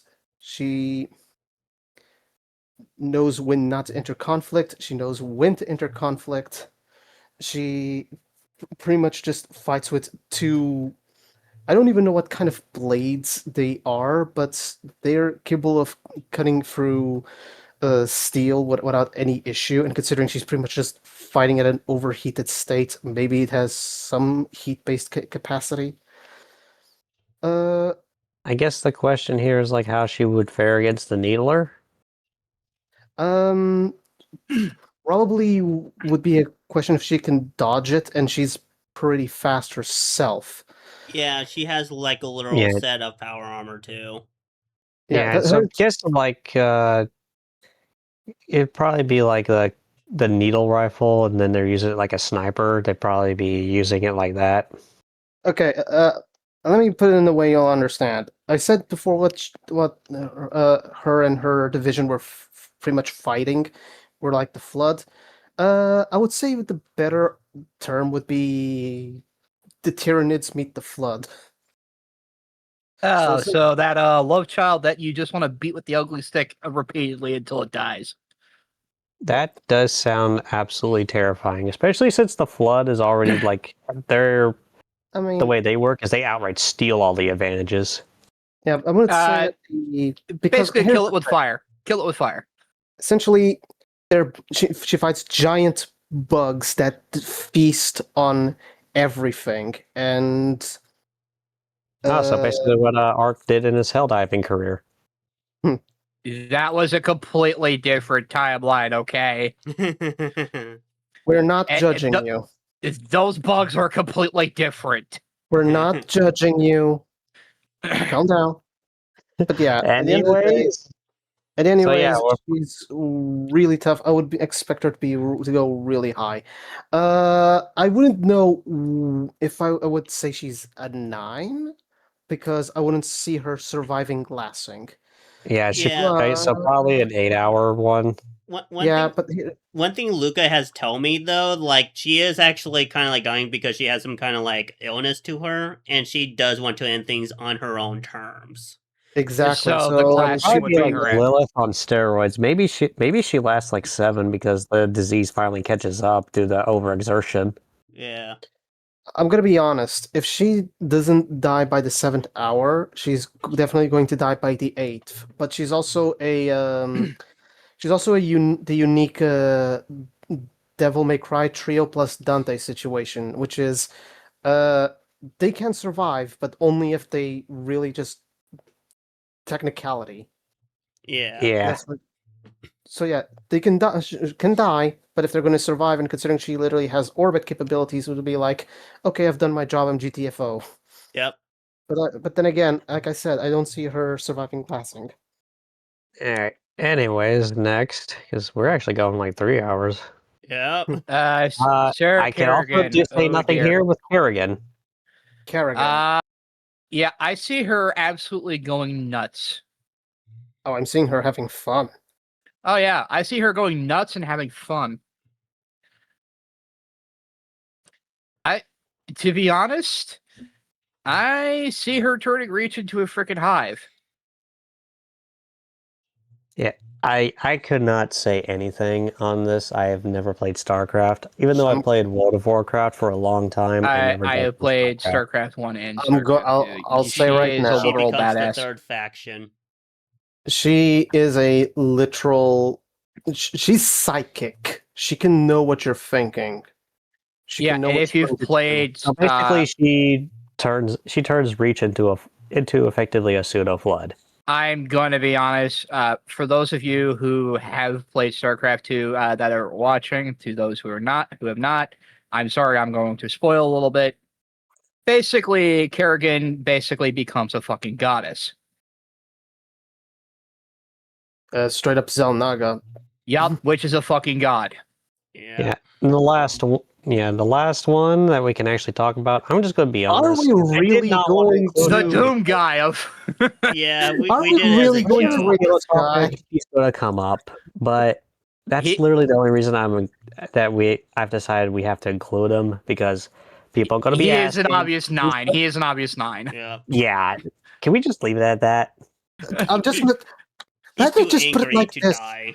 Let me put it like this. They dropped a whole freaking dimensional floor on the guy. All that did was give him a nice nap.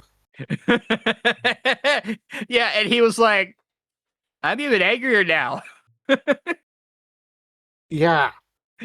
I swear, that guy has aneurysm worse than me. Yeah. Yeah. I'm gonna be honest. If actually, you know what? I'm gonna go this far. If they're all in the fight and he's there with them, forget it. They're all living. Yeah. And let's not forget to mention, if he somehow killed the Doom guy / Doomslayer, he could just go to hell and then come back. Yep. Basically, you're gonna have to kill him multiple times. Now, if there's one image I do want to see is him like grabbing one of the prophets by the throat. Oh, 100%. Now, for that, 100%. I would want to see him use the prophets as a weapon. Oh, just grab the basic- prophet of truth by the neck and then just have that as the image. Better yet, have the Prophet of Truth be used as a freaking club. The Hey, it might amount be of effective. dramatized elites and brutes. But yeah, he's definitely surviving this. Just Oh, like he's Actually- beyond surviving. Yeah, I'm just gonna say. I'll just say like this: if they are present in any sequence and they end up meeting like all these characters here, their chances of surviving will essentially go up. But if they all happen to emerge around the same time without the Doom guy, it's essentially going to be like a lot harder for each of them to go down. But there's still some that are going to go down. But if Doom guy is present, yeah, I'm sorry, they're all living through this. Yeah. They're all living through this because the Doom guy's just gonna solo I mean, you everything. kind of say the same with like some of the others in the 9 and Beyond. Because let's be honest, Cinderella, Raiden, and Revan definitely would be like guaranteeing the other survival. Yep. Yeah, And that's then for not Doom guy will just be the Lich one-man King army. especially. If you Yeah, have the that's Lich King as an ally, that's kind of saying a lot. yeah. Let's not forget that Kerrigan, after a certain point, despite everything, she has her humanity back. She would actually be fighting to save other people's lives. Yeah, that would be in StarCraft 2 Heart of the Swarm. Exactly. Yep. Yeah, you could say that this would be the breaking point to give it back because most of humanity is dead. Yeah. So essentially, at this point, In fact, I would go as far as say this: if all of them, without counting the Doom guy, would be in the exact same mission at the exact same time, some would live longer, others would die sooner, because I can see them wanting to protect a few others. Yeah. Yeah. But I think this definitely covers it. We'll probably when we finally have someone who knows Darksiders, then we'll probably retroactively go back and place We'll edit War somewhere. it later and have them. Oh, I can tell you. I can tell you what War's doing. I can easily tell you what War's doing. He's just sitting in the distance, drinking a nice cold beer, watching all of this go down, saying, "So when is it my turn to fight?" Yeah. Honestly, the best person would probably be my IRL best friend, but the problem is that he automatically has discontent for all of us. Oh, Yeah. Which is So that's a unfortunate. problem. Yeah. Yeah, that's unfortunate. I mean, what did I even do to the guy? Absolutely nothing. You know, like that meme where basically it's like, "Hi, let's be friends," and then basically he curses your entire bloodline. Oh, he's one of Fair those. enough. Yeah. Although I think we're kind of drifting off and we might be forgetting we're recording. So Yeah. I say this is probably where we can just end it off. So yeah, this is, once again, I feel like we need to reiterate this. Even though we tried to rank what we know, this is still our opinion at the end of the day. You guys might be thinking something else. So yeah. This is our take. You guys that are watching have your own. Don't spew hate at us.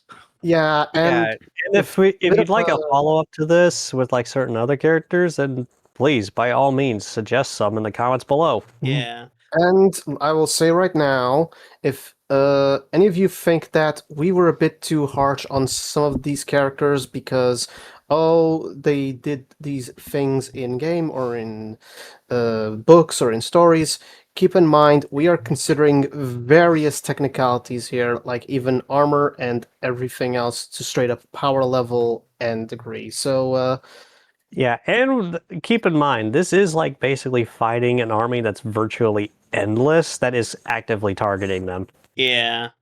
Basically no hunting them means- like a rabid wolf pack. And by no means we're not expert on everything, so. Yeah, I feel like we should have made. We all have our own disclaimer at the lives beginning of the that we video. manage. Yeah. But yeah, hope you guys enjoyed, and definitely like and subscribe, and hey, show your buddies if you'd like. Just let's be civil about this, please. Yeah. Bye-bye. Yeah, we might do this, but yeah, we may do this with a follow up with a few with some others if anybody wants to hear it. So that we may have not considered or maybe missed. So yeah. Anyways, take care, everybody.